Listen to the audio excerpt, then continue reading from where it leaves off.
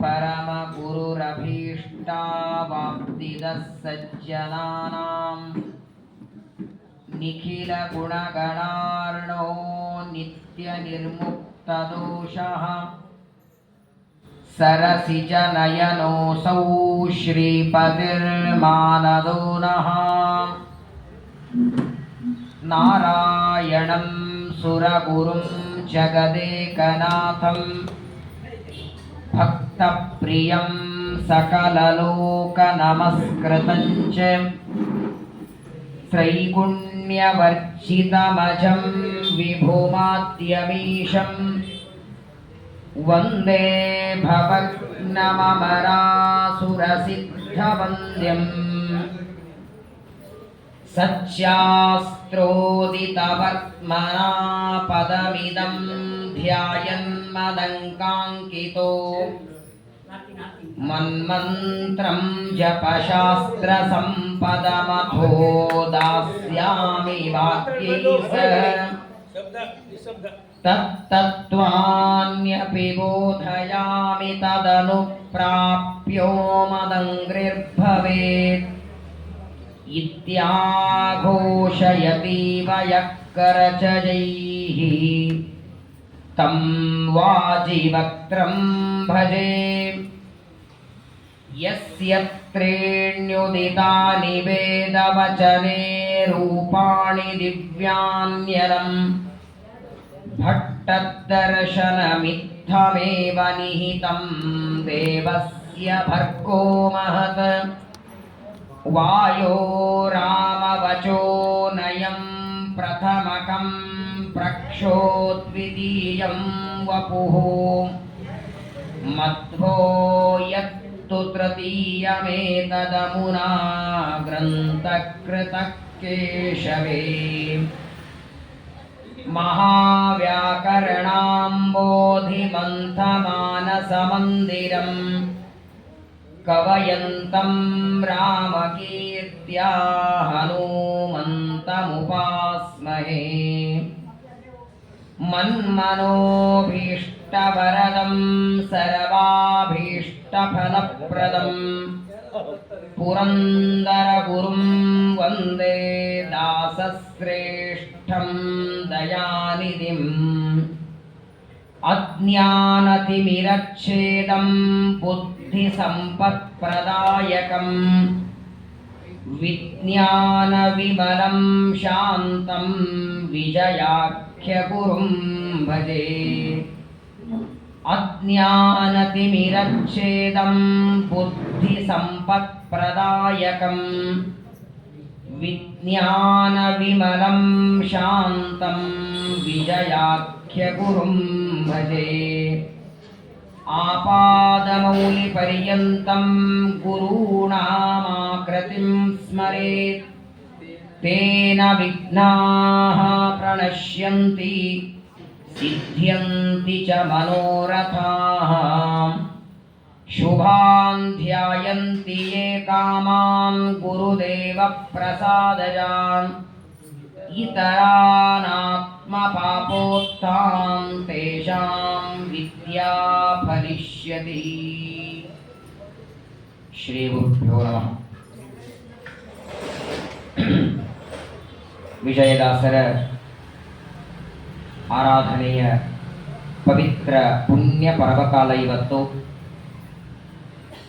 ಭೃಗು ಋಷಿಗಳ ಅವತಾರರಾದ ಎಲ್ಲ ಮಾನವರ ಕಲ್ಯಾಣಕ್ಕಾಗಿ ಧರೆಗಿಳಿದು ಬಂದಂತಹ ಅತ್ಯಂತ ಶ್ರೇಷ್ಠ ಋಷಿಗಳ ವಿಜಯದಾಸರ ಪಾದಗಳಿಗೆ ಅನಂತ ಅನಂತ ನಮಸ್ಕಾರವನ್ನು ಅವರ ಆರಾಧನೆಯ ನಿಮಿತ್ತಕವಾಗಿ ನಾವೆಲ್ಲರೂ ಸಮರ್ಪಣೆಯನ್ನು ಮಾಡೋಣ. ವಿಜಯದಾಸರ ಆರಾಧನೆ ಕೇವಲ ಭಜನೆ, ಪ್ರದಕ್ಷಿಣೆ, ಅಡಿಗೆ, ಊಟ, ಪಲ್ಲಕ್ಕಿ ಸೇವಾ, ಯಾಯಿವಾರ ಇಷ್ಟು ಮಾಡಿ ವಿಜಯದಾಸರ ಆರಾಧನೆಯಲ್ಲ. ಅವರು ಬರೆದ ಹಾಡುಗಳನ್ನು, ಅವರು ಬರೆದ ಸುಳಾದಿಗಳನ್ನು, ಒಂದು ಸುಳಾದಿಯ ಒಂದು ಹಾಡಿನ ಅಥವಾ ಒಂದು ಉಗಾಭೋಗದ ಅರ್ಥ ನಿಮಗಾದರೆ ದೊಡ್ಡ ಆರಾಧನೆ. ಏನು ಕೊಡ್ಲಿಕ್ಕೆ ಸಾಧ್ಯ? ಅರ್ಧ ಗಂಟೆ ಭಜನೆ ಮಾಡೋದಕ್ಕೆ ನಿಮ್ಗೆ ಟೈಮ್ ಕೊಟ್ಟರೆ ಭಜನೆ ಮುಗಿದ ಮೇಲೆ ಯಾರೋ ಹೇಳಿದ್ರಿ ಇವಾಗ ಅವಕಾಶ ಕೊಟ್ಟದ್ದಕ್ಕೆ ಥ್ಯಾಂಕ್ಸು ಅಂತ ಹೇಳಿದ್ರು ಇಲ್ಲೋ. ದಾಸರು ಬರೆದ ಹಾಡುಗಳನ್ನು ಹಾಡೋದಕ್ಕೆ ಅವಕಾಶ ಕೊಟ್ಟದ್ದಕ್ಕೆ ಕಮಿಟಿಯವ್ರಿಗೆ ಥ್ಯಾಂಕ್ಸ್ ಹೇಳ್ತೀರಿ, ಹಾಡು ಬರೆದು ಕೊಟ್ಟವ್ರಿಗೆ ಎಷ್ಟು ಥ್ಯಾಂಕ್ಸ್ ಹೇಳಬೇಕು. ಈ ಎಲ್ಲ ದಾಸವರೆಣ್ಯರು ಭೂಮಿಗೆ ಬಂದು ಹಾಡುಗಳನ್ನು ಬರೀದೇ ಇದ್ರೆ ನೀವೇನು ಭಜನೆ ಮಾಡ್ತಿದ್ರಿ?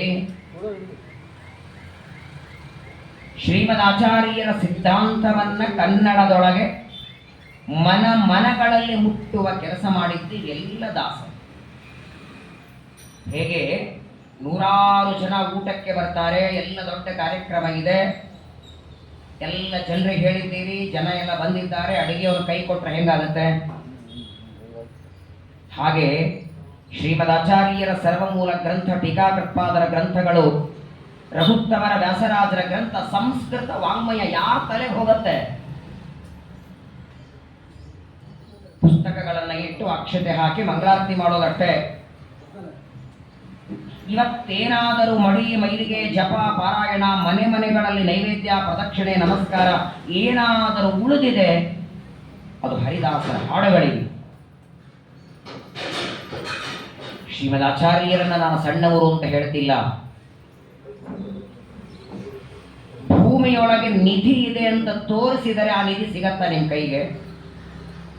ನಿಮ್ಮ ಮನೆಯಲ್ಲಿ ದೇವರ ಮನೆ ಇದೆಯಲ್ಲ, ದೇವರ ಮನೆ ಕೆಳಗೆ ದೊಡ್ಡ ನಿಧಿ ಇದೆ, ದೊಡ್ಡದಾದ ಬಂಗಾರದ ಹಂಡೆ ಇದೆ ಅಂತ ತೋರಿಸಿದ ವ್ಯಕ್ತಿಯನ್ನ ದೊಡ್ಡವನಲ್ಲ, ಅದನ್ನು ತೆಗೆದು ಕೈಗೆ ಕೊಟ್ಟವನನ್ನ ದೊಡ್ಡ ವ್ಯಕ್ತಿ ಅಂತಾರೆ. ಎಷ್ಟು ಅನುಗ್ರಹ, ಏನು ಕಾರುಣ್ಯ ನೋಡಿ. ನಮ್ಮಲ್ಲಿ ಕನ್ನಡದಲ್ಲಿ ದಾಸರ ಪದಗಳು ಅಂತ ಪ್ರಸಿದ್ಧ, ಆದರೆ ಕನ್ನಡದಲ್ಲಿ ಹಾಡುಗಳನ್ನು ಬರೆಯೋದು ಪುರಂದರದಾಸರಿಂದ ಅಲ್ಲ, ಆನಂದ ತೀರ್ಥರಿಂದಲೇ ಶುರುವಾಗಿ. ಶ್ರೀಮದ್ ಆಚಾರ್ಯರಿಗೆ ಎಷ್ಟು ಅದ್ಭುತ ಸಂಗೀತ ಬರ್ತಿತ್ತು ಗೊತ್ತಾ ನಿಮಗೆ? 37 ಸರ್ವಮೂಲ ಗ್ರಂಥ ಬರೆದಿದ್ದಾರೆ. ಅವರಿಗೆ ಪಾಠ ಮಾಡ್ಲಿಕ್ಕೆ ಬರ್ತದೆ, ಪ್ರವಚನ ಮಾಡ್ಲಿಕ್ಕೆ ಬರ್ತದೆ. ಸುಮಧ್ವಿಜಯದ 16ನೇ ಸರ್ಗದಲ್ಲಿ ನಾರಾಯಣ ಪಂಡಿತರಂತಾರೆ, ಆಚಾರ್ಯರು ಹಾಡ್ತಿದ್ರೆ ಒಂದು ಬೀಜವನ್ನ ಹಾಕಿ, ಗಿಡದಲ್ಲಿ ಒಂದು ಬೀಜವನ್ನ ಹಾಕಿದರೆ ಆಚಾರ್ಯರ ಹಾಡೋದ್ರೊಳಗೆ ಆ ಬೀಜ ದೊಡ್ಡದಾಗಿ ಗಿಡವಾಗಿ ಮರವಾಗಿ ಹೂವಾಗಿ ಹಣ್ಣು ಕೊಡ್ತಿತ್ತ ಒಂದು ಹಾಡೋದ್ರೊಳಗೆ. ನಾವು ಶುರು ಮಾಡಿದ್ರೆ ಇದು ಗಿಡನು ಬಾಡಿ ಹೋಗುತ್ತೆ. ಶ್ರೀಮದ್ ಆಚಾರ್ಯರ ಸಂಗೀತ ಅದ್ಭುತವಾದದ್ದು. ಅವರ ಸಂಗೀತದ ಧಾಟಿಯನ್ನೇ ಪ್ರಣಯಾಮೋ ವಾಸುದೇವಂ ದೇವತಾ ಮಂಡಲ ಖಂಡಮಂಡನಂ, ಇಡೀ ದ್ವಾದಶ ಸ್ತೋತ್ರ 12 ಅಧ್ಯಾಯ 12 ರಾಗಗಳಲ್ಲಿ ಆಚಾರ್ಯರು ತಂದಿದ್ದಾರೆ. ಶ್ರೀಮದ್ ಆಚಾರ್ಯರ ನಂತರದಲ್ಲಿ ನರಹರಿ ತೀರ್ಥರು ಕನ್ನಡದಲ್ಲಿ ಹಾಡು ಬರೆದಿದ್ದಾರೆ. ಟೀಕಾಕೃತ ವ್ಯಾಸರಾಜರ ಹಾಡು ಇದೆ. ಮಂತ್ರಾಲಯ ಪ್ರಭುಗಳು ಬರೆದದ್ದೊಂದೇ ಹಾಡು, ಇಂದು ಎನಗೆ ಗೋವಿಂದ ನಿನ್ನಯ ಪಾದಾರವಿಂದವ ತೋರು ಮುಕುಂದ. ರಾಯರು ಹಾಡ್ತಿದ್ರೆ ಸಾಕ್ಷಾತ್ ಪರಮಾತ್ಮ ಕುಣಿತಿದ್ದಂತೆ ರಾಯರ ಮುಂದೆ. ಇವರೆಲ್ಲ ಮಹನೀಯರು ಕನ್ನಡದಲ್ಲಿ ಹರಿದಾಸದ ಬೀಜವನ್ನು ಬಿತ್ತಿದರು. ಆ ಬಿತ್ತಿದ ಬೀಜಕ್ಕೆ ನೀರು ಹಾಕಿ ಗೊಬ್ಬರ ಹಾಕಿ ಬೆಳೆಸಿ ಅದು ಹೆಮ್ಮರವಾಗಿ ಮಾಡಿದ ಮಹನೀಯರು ಈ 4 ಜನ: ಪುರಂದರದಾಸರು, ವಿಜಯದಾಸರು, ಗೋಪಾಲದಾಸರು, ಜಗನ್ನಾಥದಾಸರು. ಏನು ಕೊಡ್ಲಿಕ್ಕೆ ಸಾಧ್ಯ ಇಲ್ಲ ಅವರಿಗೆ, ಏನೂ ಕೊಡ್ಲಿಕ್ಕೆ ಸಾಧ್ಯ ಇಲ್ಲ. ವಿಜಯದಾಸರು ಬರೆದ 1-2 ಹಾಡು ಹಾಡ್ತೇವೆ. ಪಲ್ಲಕ್ಕಿ ಉತ್ಸವ ಆಯ್ವಾರ ಆಯಿತು, ಊಟ ಆಯಿತು, ಮನೆಗೆ ಹೋಗ್ತೀವಿ, ಆರಾಧನೆ ಆಯಿತು. ಜಗನ್ನಾಥದಾಸರಂತಾರೆ, ರಥುನ ದೊರಕಿತನಗೆ ವಿಜಯದಾಸರೆಂಬ ರಥನ ದೊರಕಿತು ಅಂತ. ಆರಾಧನೆ ಅಂದ್ರೆ ಮನೆಯಿಂದ ಸಂಘಕ್ಕೆ ಬಂದು 2 ಹಾಡು ಹಾಡಿ ಊಟ ಮಾಡಿ ಹೋಗೋದಲ್ಲ. ಮನೆಯಲ್ಲಿ ಕೂತ್ಕೊಂಡೆ ವಿಜಯರಾಯ ಅಂತ ಹೆಸರು ಹೇಳಿ ಸಾಕು. ವಿ ಎಂದು ನುಡಿಯಲು ವಿಷ್ಣುದಾಸನಾಗುವನು, ಜ ಎಂದು ನುಡಿಯಲು ಜನನ ಹಾನಿ, ಯ ಎಂದು ನುಡಿಯಲು ಯಮಭಟರು ಓಡುವರು, ರಾಯ ಎಂದೆನಲು ಹರಿವಲೆದು ಪರೆವ. ವಿಜಯರಾಯರ ಸ್ಮರಣೆ ಮಾಡಿದವನಿಗೆ ಧನ್ಯ ಜಗತ್ತೊಳಗೆ. ಇವತ್ತು ಕಾರ್ತಿಕ ಮಾಸ ಶುಕ್ಲ ಪಕ್ಷ ದಶಮಿ.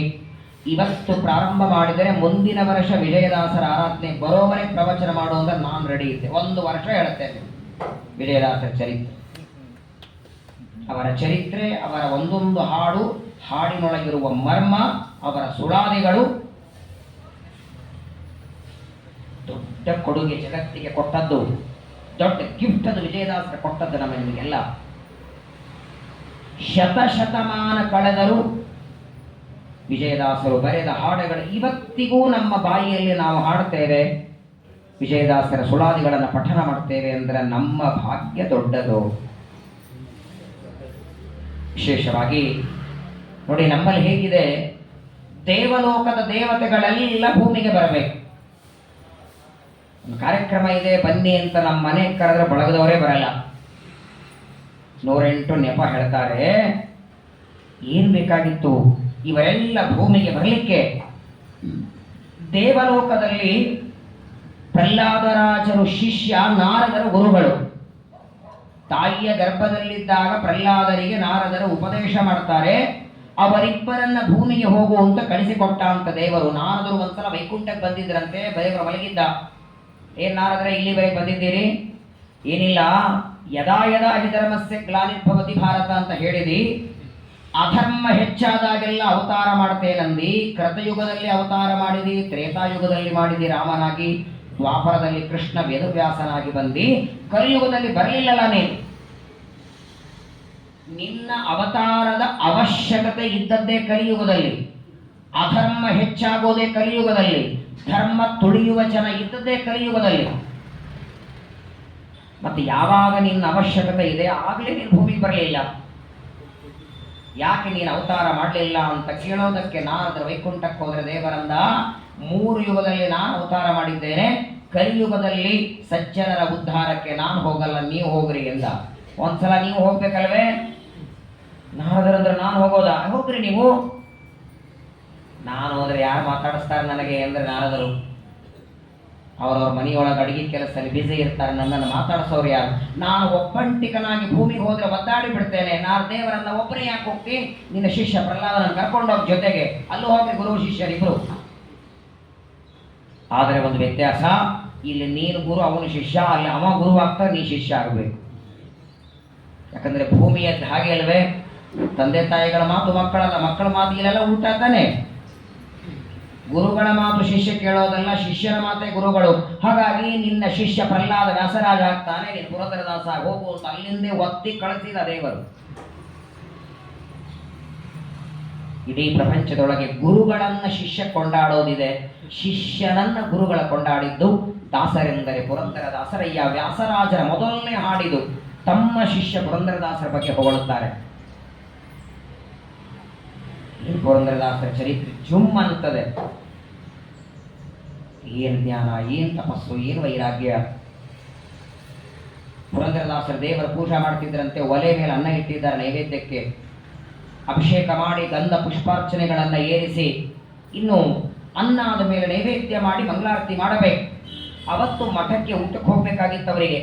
ನೋಡಿ, ಯಾವತ್ತು ಮಠದಲ್ಲಿ ಊಟ ಇರತ್ತೋ ಅವತ್ತು ದೇವರ ಪೂಜಿನೇ. ತೀರ್ಥ ಗಂಧಾಕ್ಷಿ ಮಠದಲ್ಲಿ ಕೊಡ್ತಾರೆ, ಪೂಜೆ ಮಾಡಿ ಲಾಭೇನ? ಅವನಲ್ಲೇ ಕೂತಿರ್ತಾನೆ ದೇವರು.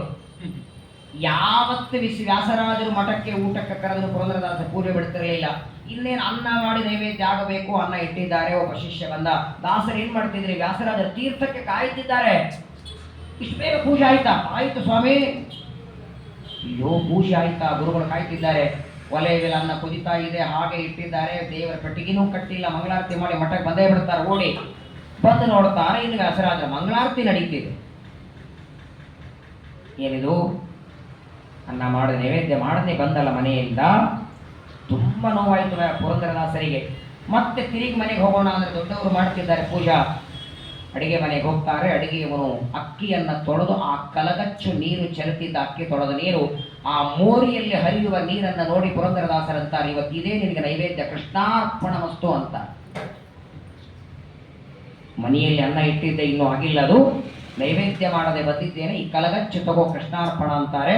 ಅಷ್ಟ ಹೇಳಿ ಪೂಜೆಗೆ ಬಂದು ಕೂತಿದ್ದಾರೆ. ವ್ಯಾಸರಾಜರು ಮಂಗಳಾರತಿ ಮಾಡ್ತಾರೆ. ಕೃಷ್ಣನ ಕಂಠದಿಂದ ನೀರು ಬರಲಿಕ್ಕೆ ಶುರುವಾಯಿತು ಪ್ರತಿಮೆಯಿಂದ. ಒರೆಸ್ತಾರೆ ವ್ಯಾಸರಾಜರು, ಮತ್ತೆ ನೀರು ಬರ್ತದೆ, ಮತ್ತೆ ಒರೆಸ್ತಾರೆ. ಪೂಜೆ ಮುಗಿಯೋ ಒಳಗೆ 10 ಬಾರಿ ಒರೆಸ್ತಾರೆ ಕಂಠದಿಂದ ನೀರು. ಪುರಂದರದಾಸರು ಕೊಟ್ಟ ಕಲಗಚ್ಚನ್ನು ಕುಡಿದ ಪರಮಾತ್ಮ.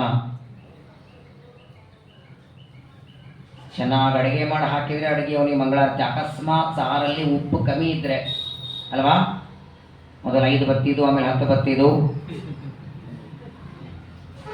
ಒಂದು ದಿನ ಸಾರಿಗೆ ಉಪ್ಪಿಲ್ಲ, ಒಂದಿನ ಹುಳಿಗೆ ಉಪ್ಪಿಲ್ಲ ಅಂದ್ರೆ 20 ಕಂಪ್ಲೇಂಟ್ ಮಾಡ್ತೀವಿ. ಮತ್ತು ಅದೇ ಸಾರು ನೈವೇದ್ಯಕ್ಕೆ ಇಟ್ಟಿದ್ದು, ಒಂದಿನ ಕಂಪ್ಲೇಂಟ್ ಮಾಡಿದ್ದಾನೆ ದೇವರು. ನೀನಿಟ್ಟ ಸಾರದಲ್ಲಿ ಉಪ್ಪಿರಲಿಲ್ಲ, ಪಲ್ಯದಲ್ಲಿ ಖಾರ ಇರಲಿಲ್ಲ ಅಂತ. ಎಷ್ಟು ಪ್ರೀತಿಯದು ಜ್ಞಾನಿಗಳ ಮೇಲೆ.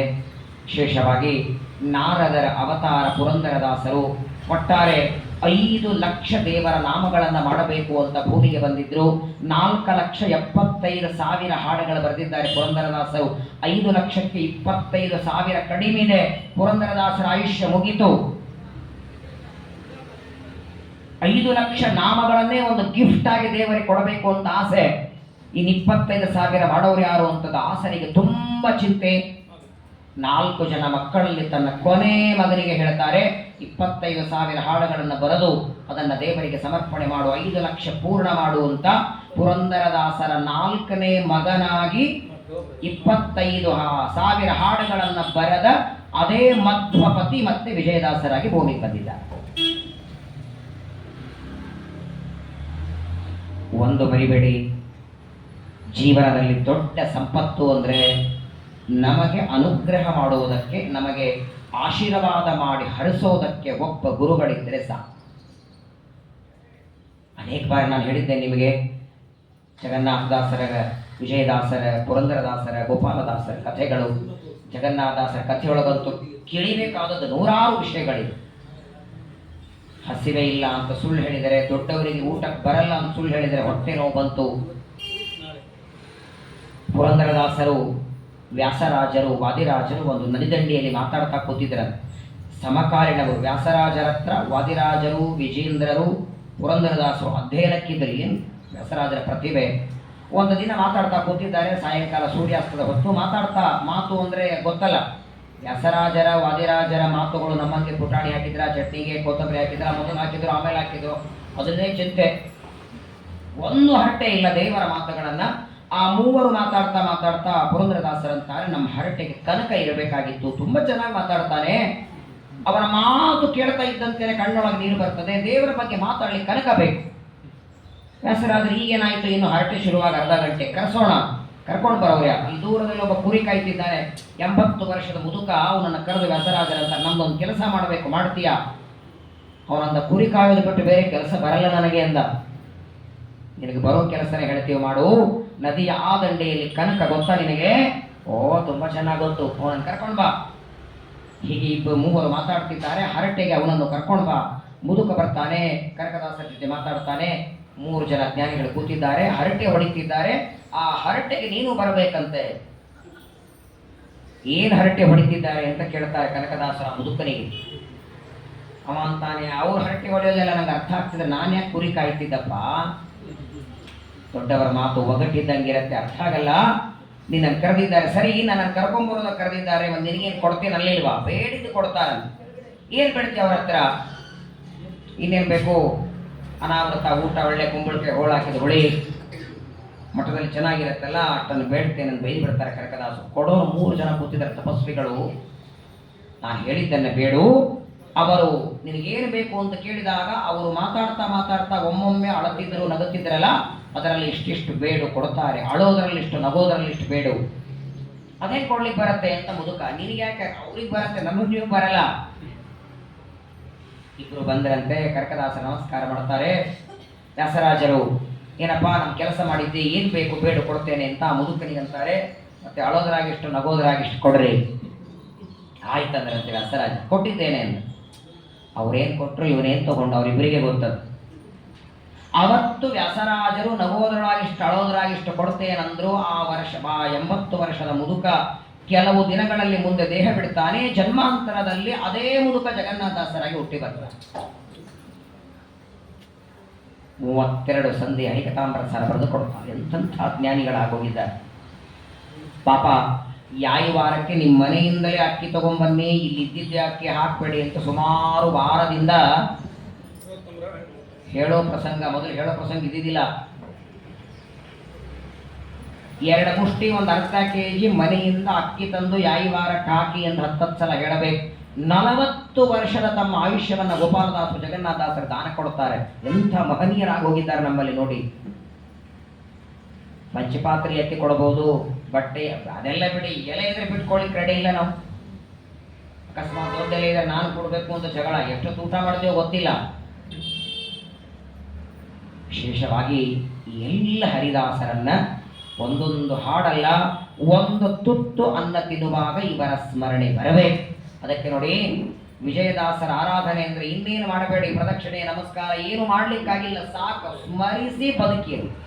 ಬದುಕೋದಿದೆಯಲ್ಲ ನಿಮಗೆ, ನಿಮ್ಮ ಜೀವನ ಆನಂದಮಯ ಆಗಬೇಕು ಅಂದ್ರೆ ಕೇವಲ ಸ್ಮರಿಸಿ ಬದುಕಿರು.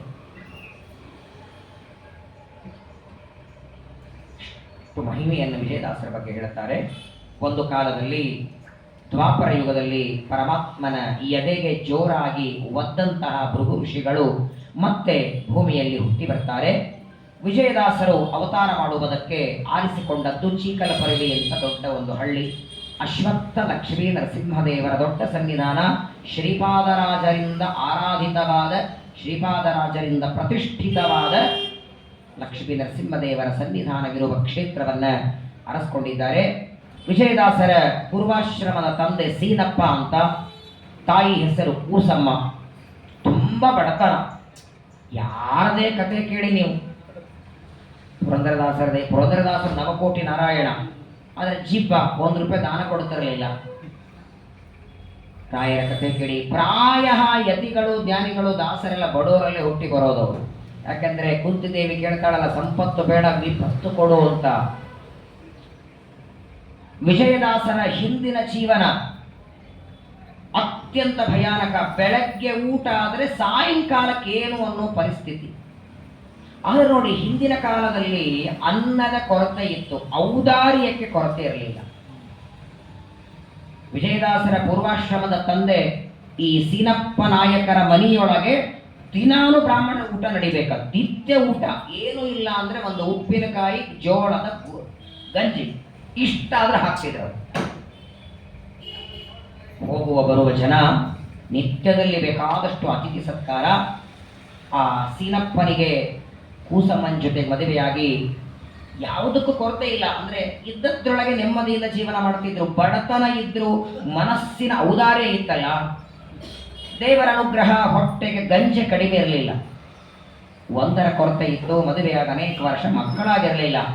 ಈ ಸೀನಪ್ಪನ ತಂದೆ ತನ್ನ ಮಗ ಸೊಸೆಗೆ ಹೇಳಬೇಕು, ಏನಾದರೇನು ಗಿಡಕ್ಕೆ ಬೆಲೆ ಬರೋದೇ ಹಣ್ಣಾದ ಮೇಲೆ, ಹಾಗೆ ನಿಮ್ಮಿಬ್ಬರ ದಾಂಪತ್ಯಕ್ಕೆ ಒಂದು ಅರ್ಥ ಬರೋದೇ ಸಂತಾನ ಆದ ಮೇಲೆ. ಏನಾದರೂ ವ್ರತ ಮಾಡಿ ಉಪವಾಸ ಮಾಡಿ ಒಂದು ಸಂತಾನವನ್ನು ಪಡಿಬೇಕು ಅಂತ ಮಗ ಸೊಸೆಯನ್ನ ಸೀನಪ್ಪ ನಾಯಕರ ತಂದೆ ನಿತ್ಯ ಹೇಳಬೇಕಂತೆ. ಅವ್ರು ಬೈದಾಗೆಲ್ಲ ಇವ್ರು ಅನ್ನಬೇಕು, ನಮಗೆ ಗತಿ ಇಲ್ಲ, ಹುಟ್ಟಿಸಿದ್ದಕ್ಕೆ ಎಲ್ಲಿಂದ ಹಾಕೋಣ ಅನ್ನೋರು. ಕೇವಲ ಮಕ್ಕಳಿಗೆ ಜನ್ಮ ಕೊಡೋದಲ್ಲ, ಅವರಿಗೆ ಹೊತ್ತೊತ್ತಿ ಊಟಕ್ಕೆ ಹಾಕಬೇಕು. ನಾವೇ ಬೆಳಗ್ಗಿನ ಅಡಿಗೆಗೆ ರಾತ್ರಿ ಅಡಿಗೆಗೆ ಕೈ ಚಾಚುವ ಪ್ರಸಂಗ ಇದೆ. ಇಂತಹ ಬಡತನದಲ್ಲಿ ಮಕ್ಕಳು ಬೇಕಾ? ಅವರ ತಾಯಿ ಒಂದೇ ಮಾತು ಹೇಳೋರು, ಅವರವರ ಅನ್ನ ದೇವರು ಬರೆದಿರ್ತಾನೆ, ನೀನ್ ಯಾಕೆ ಚಿಂತೆ ಮಾಡ್ತಿ? ಅವರು ಹುಟ್ಟಿ ಬರುವಾಗಲೇ ಭಾಗ್ಯ ತಗೊಂಡು ಬರ್ತಿರ್ತಾರೆ.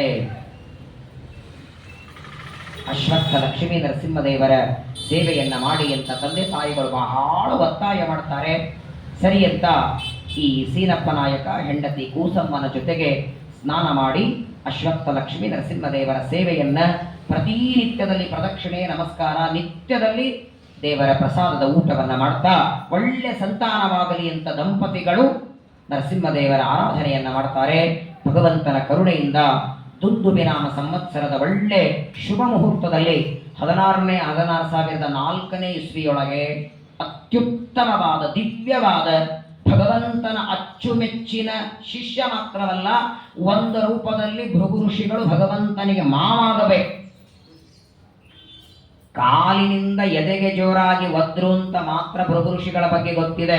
ಇದೇ ಭೃಗು ಋಷಿಗಳ ಮಗಳಾದ ಭಾರ್ಗವಿ ಲಕ್ಷ್ಮೀದೇವಿಯನ್ನ ದೇವರಿಗೆ ಕೊಟ್ಟು ಮದುವೆ ಮಾಡ್ತಾರೆ. ಭೃಗು ಋಷಿಗಳಿಗೆ 3 ಜನ ಮಕ್ಕಳಂತೆ. ಧಾತ ವಿಧಾತ ಅಂತ ಗಂಡು ಮಕ್ಕಳು, ಭಾರ್ಗವಿ ಲಕ್ಷ್ಮೀದೇವಿ ಮಗಳು. ಶುಕ್ರವಾರಕ್ಕೆ ಭಾರ್ಗವಾಸರ ಅಂತ ಬಂದದ್ದೇ ಭೃಗು ಋಷಿಗಳ ಹೆಸರಿನಿಂದ. ಹಾಗಾಗಿ ಒಂದರ್ಥದಲ್ಲಿ ದೇವರಿಗೆ ಕನ್ಯಾದಾನ ಮಾಡಿದ್ದೇನೆ, ಅವನ ಮಾವ ಅನ್ನೋ ಸಲಗಿಯಿಂದ ಹೋದ್ರ ಏನೋ ಗೊತ್ತಿಲ್ಲ. ಅಂತ ದೊಡ್ಡ ವ್ಯಕ್ತಿ ಆ ಭೃಗು ಋಷಿಗಳು. ದುಂದುಬಿ ನಾಮ ಸಂವತ್ಸರದಲ್ಲಿ ಸೀನಪ್ಪ ನಾಯಕರ ಹೆಂಡತಿಯಾದ ಕೂಸಮ್ಮನ ಹೊಟ್ಟೆಯೊಳಗೆ ಹುಟ್ಟಿ ಬರ್ತಾರೆ. ಆ ಕೂಸಿಗೆ ಕೂಸಪ್ಪ ಅಂತ ಹೆಸರಿಡ್ತಾರೆ. ಇಲ್ಲೆಲ್ಲಾನು ಅದ್ಭುತವಾದದ್ದು. ತಾಯಿ ಕೂಸಮ್ಮ ಆದರೆ ಮಗ ಕೂಸಪ್ಪ. ದೇವರ ಅನುಗ್ರಹ ನೋಡಿ, ಇವನಿಗೆ ದಾಸ ಅಂತ ಹೆಸರಿಟ್ರಂತ ಆವಾಗಲೇ ಇರ್ತಾರೆ ಇವರು. ವಿಜಯ ದಾಸ ಅಂತ ಆಮೇಲೆ ಆದದ್ದಲ್ಲ, ಹುಟ್ಟಿದಾಗಲೇ ತಂದೆ ತಾಯಿಗಳು ದಾಸಪ್ಪ ಅಂತ ನಾಮಕರಣ ಮಾಡಿಬಿಡ್ತಾರೆ ಮಗನಿಗೆ. ಕೆಲವು ದಿನಗಳಾದ ಮೇಲೆ ಇನ್ನೊಬ್ಬ ಮಗ ಹುಟ್ಟಿದ. 3 ಜನ ಮಕ್ಕಳಾಗ್ತಾರೆ. ತಮ್ಮ ಅನ್ನಕ್ಕೆ ಗೊರತೆ ಗತಿ ಇಲ್ಲ. ನಿತ್ಯದಲ್ಲಿ ಒಂದು ಮುಷ್ಟಿ ಜೋಳ ಹಾಕಿ ನುಚ್ಚು ಮಾಡಿ ತಿಂದು ಬದುಕುವ ಪರಿಸ್ಥಿತಿ. ಮೇಲಾಗಿ 3 ಜನ ಗಂಡು ಮಕ್ಕಳು ಬೇರಾಗಿದ್ದಾರೆ. 3 ಜನರಿಗೆ ನಾಮಕರಣ ಮಾಡ್ತಾರೆ.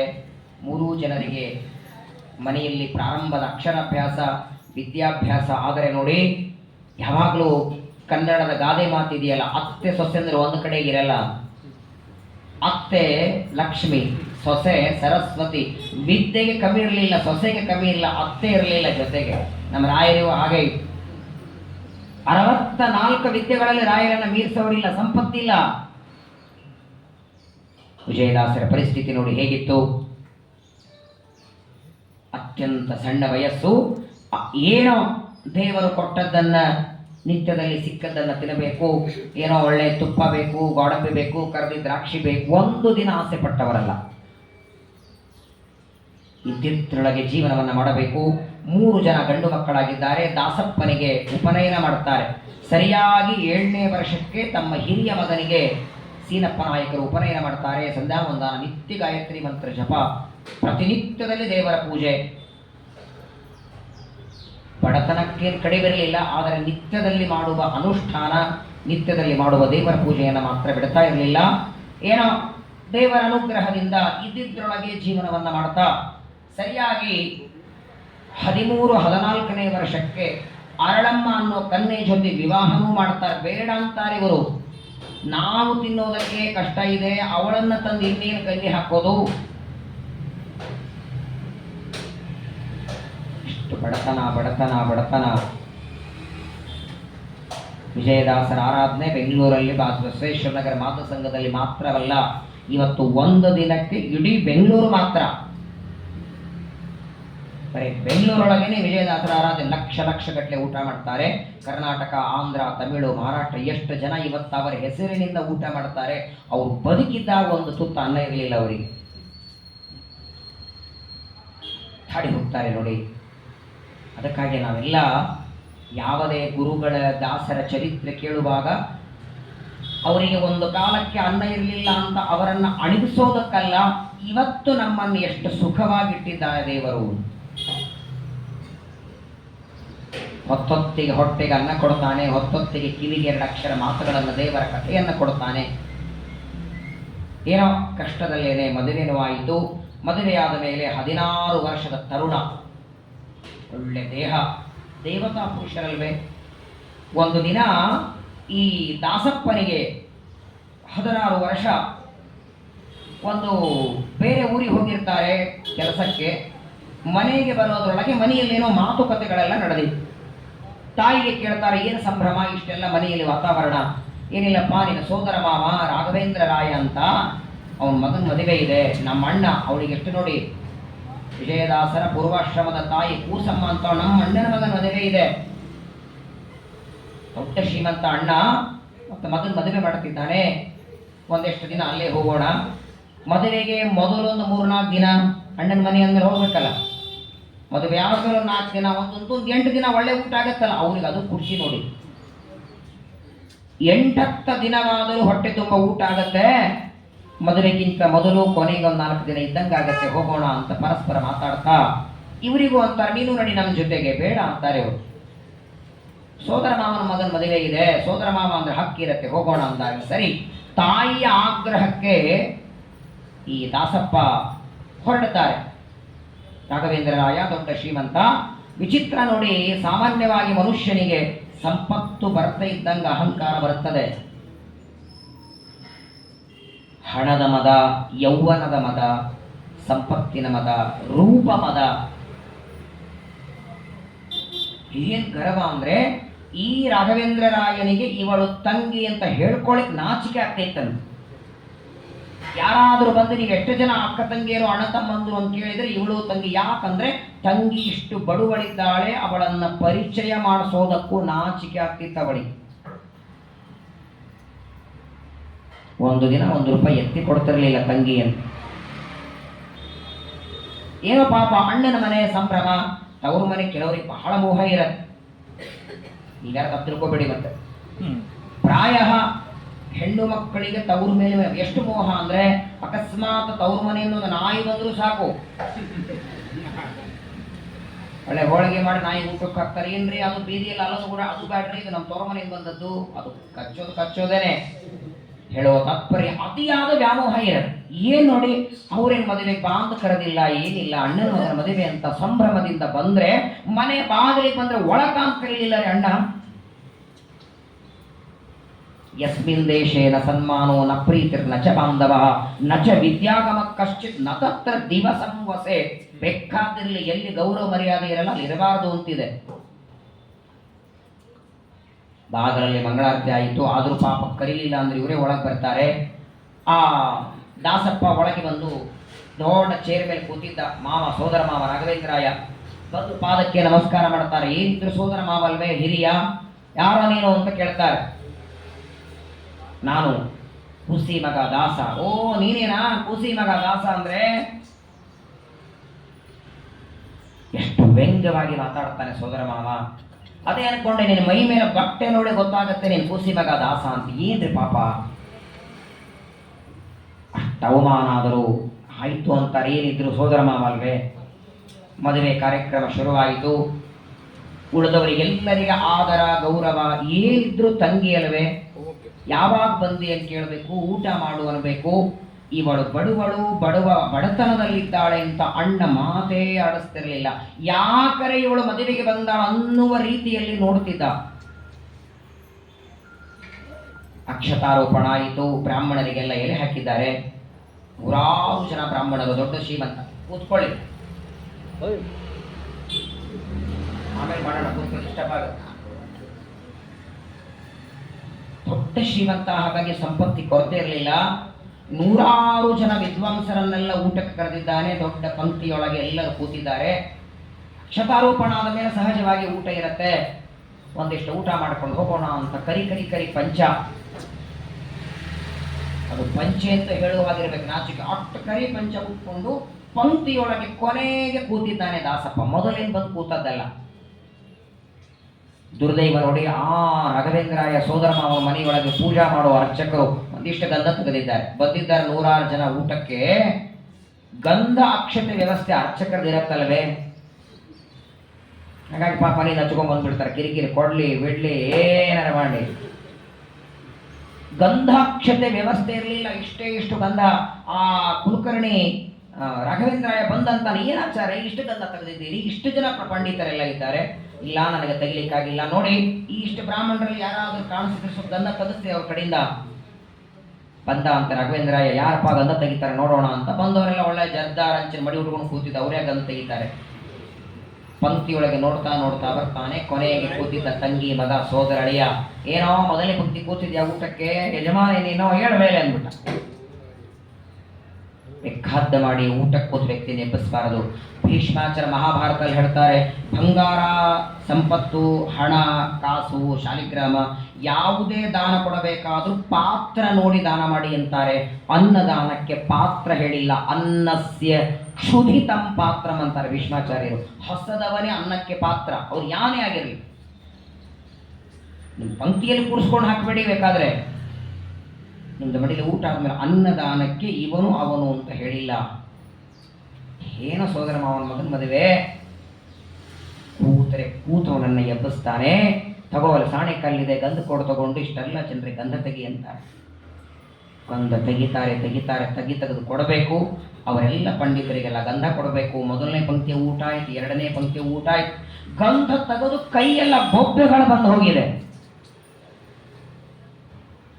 ಬೆಳಗ್ಗೆ ಶುರು ಮಾಡಿದರೆ ಸಾಯಂಕಾಲದವರೆಗೆ ಗಂಧ ತೆಗಿತಾರೆ. ಊಟ ಮಾಡ್ದೇನೋ ಅಂತೂ ಕೇಳಿಲ್ಲ ಸೋದರ ಮಾವ. ಗಂಧ ತೆಗಿಬೇಕು. ಕೊನೆಗೆ ಸಾಯಂಕಾಲದ ಕೊನೆ ಪಂಕ್ತಿ, ಒಬ್ಬರಾದ್ಮೇಲೆ ಒಂದೊಂದು ಪಂಕ್ತಿ ಹಾಕ್ತಿದ್ರು. ಕೊನೆ ಪಂಕ್ತಿಗೆ ಆ ರಾಘವೇಂದ್ರಾಯ ಊಟಕ್ಕೆ ಕೂಡ್ತಾರೆ. ಆಗಲಾದ್ರೂ ಸೋದರಳಿಯನ್ನು ಕರಿಬೇಕಲ್ವೇ.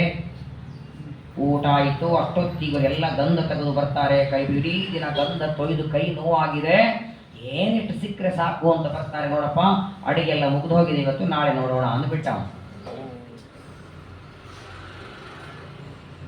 ಜೀವನದಲ್ಲಿ ಟರ್ನಿಂಗ್ ಪಾಯಿಂಟ್ ನೋಡಿ ಅವರಿಗೆ. ಸುಮ್ಮನೆ ಅರ್ಧ ಕೆಜಿ ಅಕ್ಕಿ ಕೊಟ್ಟಿವಂದ್ರೆ ನಮಗೆ ಯಾಕ್ರೆ ಎಲೆ ಕೊಟ್ಟಿಲ್ಲ ಜಗಳಾಡೋರು ನಾವೆಲ್ಲ. ವಿಜಯದಾಸರ ಆರಾಧನೆಗೆ 2 ಚೀಲ ಅಕ್ಕಿ ಕೊಟ್ಟಿನಂದ್ರೇ ದೊಡ್ಡ ಜಗಳ. ಅದು 1 ಚೀಲ ಕೊಟ್ಟರು 10 ವರ್ಷ ವಿಜಯದಾಸರ ಆರಾಧನೆ ಬರ್ತಾರೆ ಊಟಕ್ಕೆ. ಅವ್ರು ಯಾವತ್ತು ಅಕ್ಕಿ ಕೊಟ್ಟಿರಲ್ಲ, ಅದು ಎಂದೋ ಮುಗಿದೋಗಿರ್ತದೆ.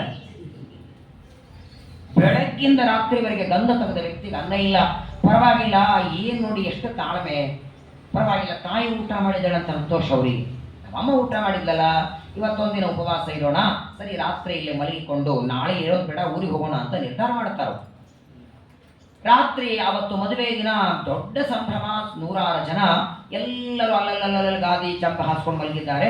ತುಳಸಿ ಕಟ್ಟೆ ಮುಂದೆ ಜಾಗ ಖಾಲಿ ಇತ್ತು, ಅಲ್ಲಿ ಮಲಗಿದ್ದಾರೆ. ಹೊದ್ಕೊಳ್ಳೋದಕ್ಕಿಲ್ಲ, ಹಾಸಿಗೆ ಇಲ್ಲ. ಊಟ ಅಂತೂ ಬೆಳಗ್ಗಿಂದ ಸಿಗಲೇ ಇಲ್ಲ.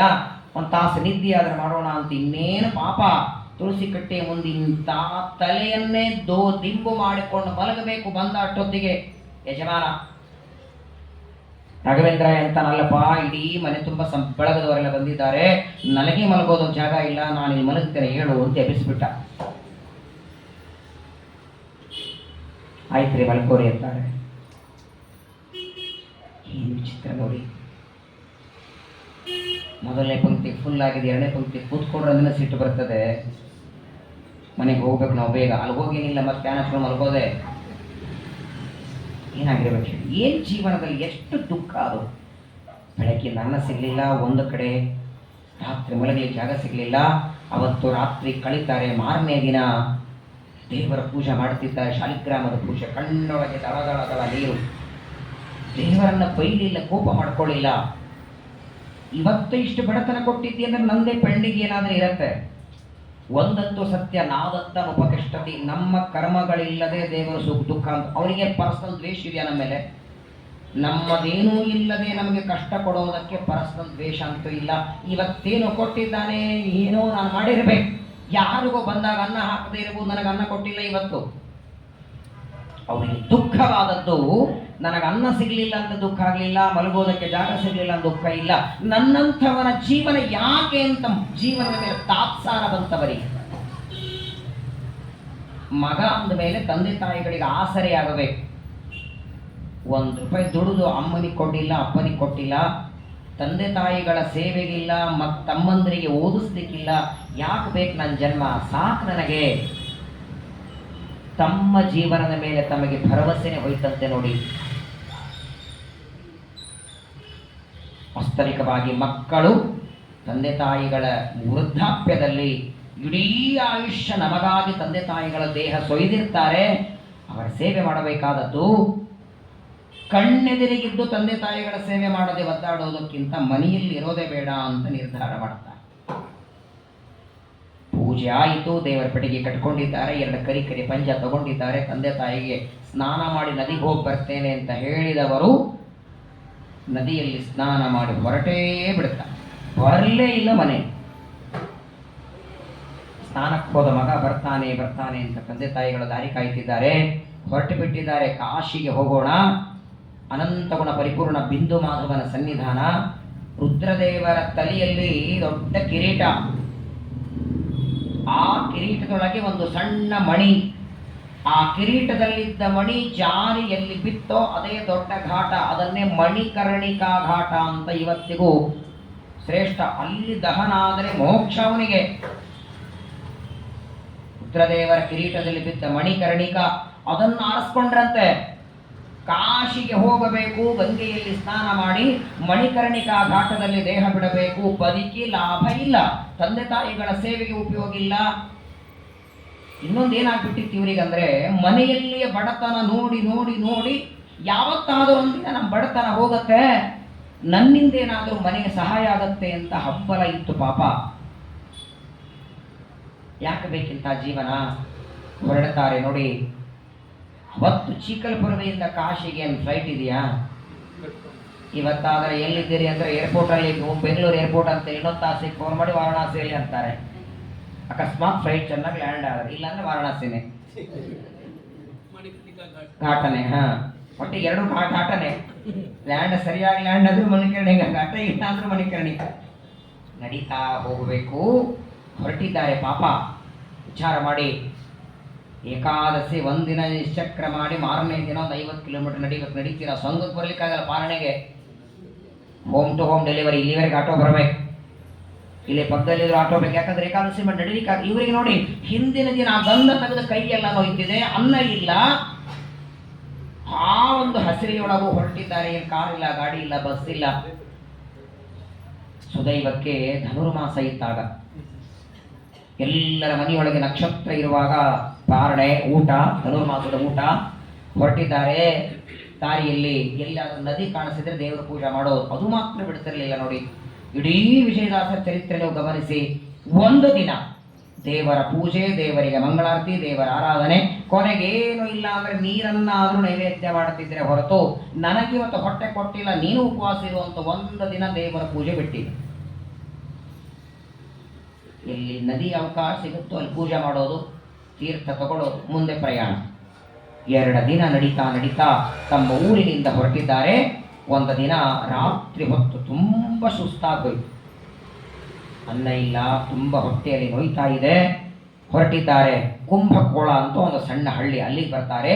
ಅಲ್ಲಿ ಒಬ್ಬ ದೊಡ್ಡ ಬ್ರಾಹ್ಮಣರ ಮನೆ. ಪ್ರಾತಃ ಕಾಲ ಇನ್ನೂ ಸೂರ್ಯೋದಯ ಆಗೋದ್ರೊಳಗೆ ದೊಡ್ಡ ಪಾತ್ರೆಯೊಳಗೆ ಹುಗ್ಗೆ ಮಾಡಿ, ಧನುರ್ಮಾಸದ ಹುಗ್ಗೆ ನೈವೇದ್ಯ ಆಗಿದೆ. ಆ ಊರಿಗೆ ಬಂದಿದ್ದಾರೆ 106 ಜನ ಬ್ರಾಹ್ಮಣರು. ವಿಜಯದಾಸರು ಸ್ನಾನ ಮಾಡಿ ಅನೇಕ ಮಾಡ್ಕೊಂಡು ಕೂತಿದ್ದಾರೆ. ಶಾಲಿಗ್ರಾಮಕ್ಕೆ ಪ್ರಾರ್ಥನೆ ಮಾಡ್ತಾರೆ. 3 ದಿನ ಈ ಸ್ವಾಮಿ ಅನ್ನ ಕಾಣದೆ, ಇವತ್ತಾದ್ರೂ ಹೊಟ್ಟೆಗೊಂದಿಟ್ಟು ಗಂಜಿ ಹಾಕ್ತೀಯಾ? ಶಾಲಿಗ್ರಾಮಕ್ಕೆ ಇವರು ಪ್ರಾರ್ಥನೆ ಮಾಡಬೇಕು. ಅಷ್ಟೊತ್ತಿಗೆ ಆ ಬ್ರಾಹ್ಮಣನ ತಾಯಿ, ಯಾರೋ ಆಚಾರ್ಯ ಗುಪಿಚಂದ್ರ ಮುದ್ರೆ ಹಚ್ಕೊಂಡವ್ರು ಕಾಣಿಸ್ತದೆ. ಎಲ್ಲಿಂದ ಬಂದ್ರೆ ಆಚಾರ್ಯರು? ತಮ್ಮ ಹೆಸರೇನು? ನಾನು ಕೂಸಿ ಮಗ ದಾಸ, ಚಿಕ್ಕಲಪರ್ವಿಯಿಂದ ಬಂದಿದ್ದೇನೆ, ಕಾಶಿಗೆ ಹೋಗ್ಬೇಕು. ನಮ್ಮ ಸೌಭಾಗ್ಯ, ಧನುರ್ಮಾಸ, ಯಾರಾದರೂ ಬ್ರಾಹ್ಮಣರನ್ನ ಪಾರಣೆ ಕರಿಬೇಕು ಅಂತ. ಇವತ್ತು ಬರ್ತೀರಾ? ಬರ್ತೀರಿ, ನಮ್ಮ ಮೊದಲು ಬರ್ತೇನೆ ಅಂದ್ರೆ ಅವರು 3 ದಿನ ಅನ್ನ ಕಂಡಿಲ್ಲ. ನಮ್ಮ ಸೌಭಾಗ್ಯ ಅಂತ ದಾಸಪ್ಪನನ್ನ ಮನೆ ಕರ್ಕೊಂಡು ಹೋಗ್ತಾರೆ. ದೊಡ್ಡ ಎಲೆ ಹಾಕ್ತಾರೆ, ಬೇಕಾದಷ್ಟು ಉಪ್ಪಿನಕಾಯಿ, ಚಟ್ನಿ, ಪಲ್ಯ, ವ್ಯಂಜನಗಳೆಲ್ಲ ಬಡಿಸಿದ್ದಾರೆ. ಹುಗ್ಗಿ ಬಡಿಸ್ತಾರೆ, ತುಪ್ಪ ಹಾಕ್ತಾರೆ. ಕೃಷ್ಣಾರ್ಪಣ ಮಸ್ತು ಅಂದಿದ್ದಾರೆ. ಊಟ ಮಾಡ್ತಿದ್ದಾರೆ ನೋಡಿ. ಏನ್ ತಿನ್ಲಿ, ಏನ್ ಬಿಡ್ಲಿ? 3 ದಿನ ಆಗಿದ್ರೆ ಅನ್ನ ಕಾಣದೆ. ಯಾವಾಗಲೂ ಅನ್ನದ ಬೆಲೆ ಹಸಿವಾದವನಿಗೆ ಗೊತ್ತಿರತ್ತೆ. ನಾವೆಲ್ಲ ಊಟ ಮಾಡಿ ಡಸ್ಟ್ಬಿನ್ ಚೆಲ್ತೀವಿ. 106 ಜನ ಅನಾಥರು ಇವತ್ತು ಅನ್ನ ಇಲ್ಲದೆ ಫುಟ್ಪಾತ್ ಮೇಲೆ ಕೂತಿದ್ದಾರೆ. ಬೇಕಾದ್ರೆ ಹೋಗಿ ನೋಡಿ ಬನ್ನಿ, ಲಾಲ್ ಬಾಗಕ್ಕೆ ಹೋಗಿ ದೊಡ್ಡ ದೊಡ್ಡ ಗಾರ್ಡನ್ ಹತ್ರ ನೋಡಿ ಹೆಂಗೆ ಕೂತಿರ್ತಾರೆ. ಮಾತೇ ಇಲ್ಲ, ಅಷ್ಟು ಹಸಿವಾಗಿದೆ, ಊಟ ಮಾಡುತ್ತಿದ್ದಾರೆ. ಆ ಬಡಿಸೋ ತಾಯಿನೂ ಏನು ಪಾಪ, ಅನ್ನಪೂರ್ಣೇಶ್ವರಿ, ಬೇಕಾದಷ್ಟು ಸಮೃದ್ಧಿ ಬೆಣ್ಣೆ ತುಪ್ಪ ಹಾಕ್ತಾರೆ. ಹೊಟ್ಟೆ ತುಂಬ ಊಟ ಆಯ್ತು ನೋಡಿ. ಅವರ ಬಾಯಿಯಿಂದ ಒಂದೇ ಮಾತು, ಹೊಟ್ಟೆ ತುಂಬ ಊಟ ಹಾಕಿದ್ದ ಇಡೀ ಆಯುಷ್ಯ ನಿಮ್ಮ ಮನೆಯಲ್ಲಿ ಅನ್ನದಾನ ಕಡಿಮೆ ಆಗೋದು ಬೇಡ. ದೊಡ್ಡವರಿಂದ ಇದೊಂದನ್ನೇ ಅಪೇಕ್ಷೆ ಪಡಬೇಕು ನಾವು. ಯಾಕಂದ್ರೆ ಅವರ ಆಡುವ ಮಾತುಗಳೆಲ್ಲ ಅವ್ರದಿರಲ್ಲ. ಇಂದಿರಾಪತಿ ಇವರಂದ ವಚನವ ನಿಜಕ್ಕೆ ತಂದು ತೋರ್ಪನು. ಹೊಟ್ಟೆ ತುಂಬ ಊಟ ಆಯಿತು, ಕೈ ತುಂಬ ದಕ್ಷಿಣೆ ಕೊಟ್ಟಿದ್ದಾರೆ, ಬಹಳ ಸಂತೋಷ ಆಯಿತು. ಆದರೆ ನೋಡಿ, ಅವನ ಹೆಸರು ಕೇಶವರಾಯ ಅಂತ. ಆ ಕೇಶವರಾಯ ಅವತ್ತು ಅನ್ನ ಕೊಟ್ಟದ್ದಕ್ಕೆ ಅಲ್ಲಿ ಆಶೀರ್ವಾದ ಏನೋ ಮಾಡಿದರು, ನಿನ್ನ ಮನೆಯಲ್ಲಿ ಎಂದಿಗೂ ಅನ್ನದಾನ ಕೊರತೆ ಆಗೋದು ಬೇಡ ಅಂತ. ಆದರೆ ಅದೊಂದು ತಲೆಯೊಳಗೆ ಹಸದಾಗಿ ಇವನು ಅನ್ನ ಹಾಕಿದ್ದಾನೆ, ಇವನ ಋಣ ತಲೆ ಮೇಲಿದೆ, ಯಾವತ್ತಾದರೂ ಒಂದಿನ ಈ ಋಣಕ್ಕೆ ನಾನು ಪ್ರತೀಕಾರ ಮಾಡಬೇಕು, ಅಷ್ಟೇ ತಲೆಯೊಳಗೆ.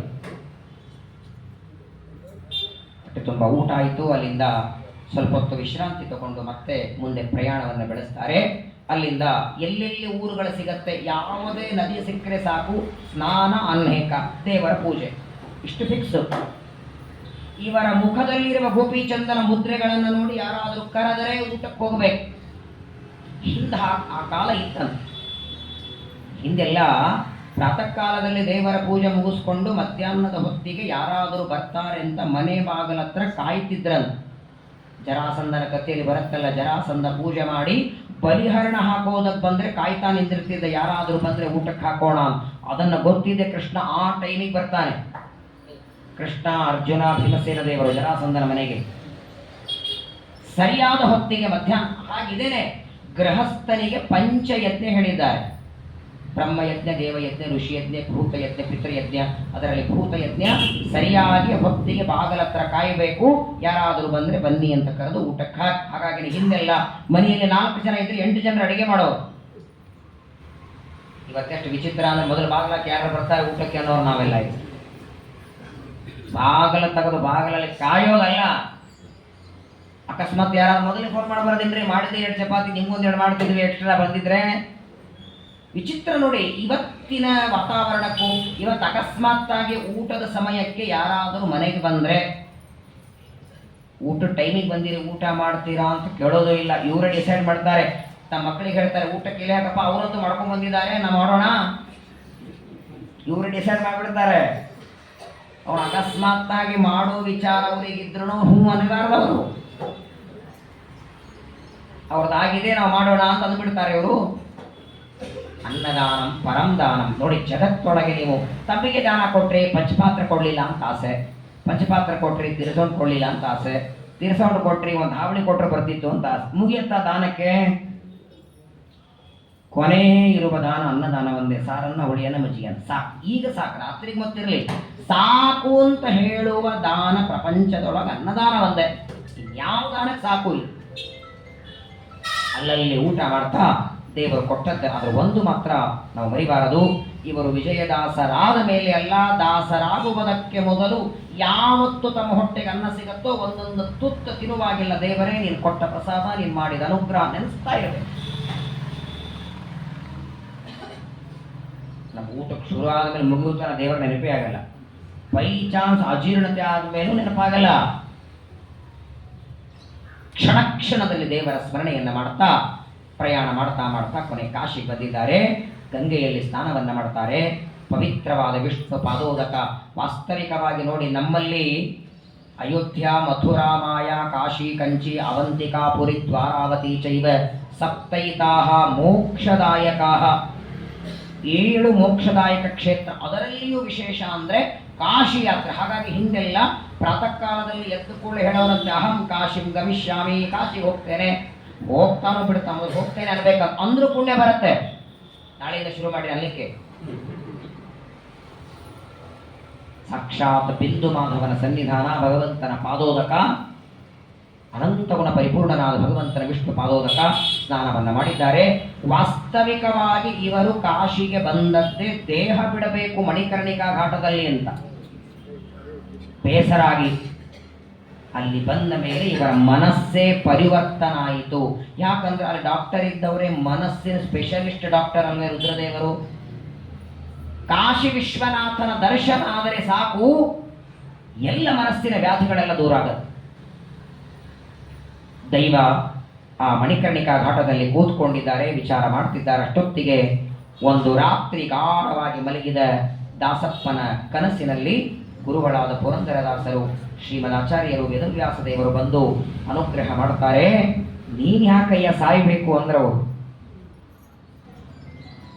ಮರಣ ಹೊಂದಬೇಕು ಅಂತ ಪಾಪ ಮನೆ ಬಿಟ್ಟು ಬಂದಿದ್ದೆ, ನಿನ್ನಿಂದ ಲಕ್ಷ ಲಕ್ಷ ಜನರ ಉದ್ಧಾರ ಆಗಬೇಕಾಗಿದೆ. ಯಾವ ಕೆಲಸಕ್ಕೆ ಭೂಮಿಗೆ ಬಂದಿದ್ದಿ ಆ ಕಾರ್ಯ ನೀನು ಮಾಡಬೇಕು. ನೀನು ಅವತಾರ ಮಾಡಿ ಭೂಮಿಗೆ ಬಂದದ್ದು ಊಟ ಮಾಡೋದಕ್ಕಲ್ಲ ಅಥವಾ ದೇಹ ಬಿಡೋದಕ್ಕಲ್ಲ.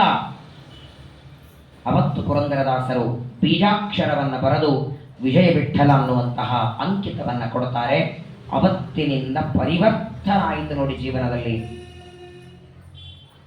ಗುರುಗಳ ಕರುಣೆ ಸುಸ್ಥಿರವಾಗಿದ್ದವರಿಗೆ ಹರಿನಿನ್ನ ಅನುಗ್ರಹವಾಗುವುದೋ ಶ್ರೀನಿವಾಸ ದಯಾನಿಧೆ ವಿಜಯ ವಿಠ್ಠಲ ಅನ್ನುವಂತಹ ನಾಮಕರಣವನ್ನು ಮಾಡುತ್ತಾರೆ.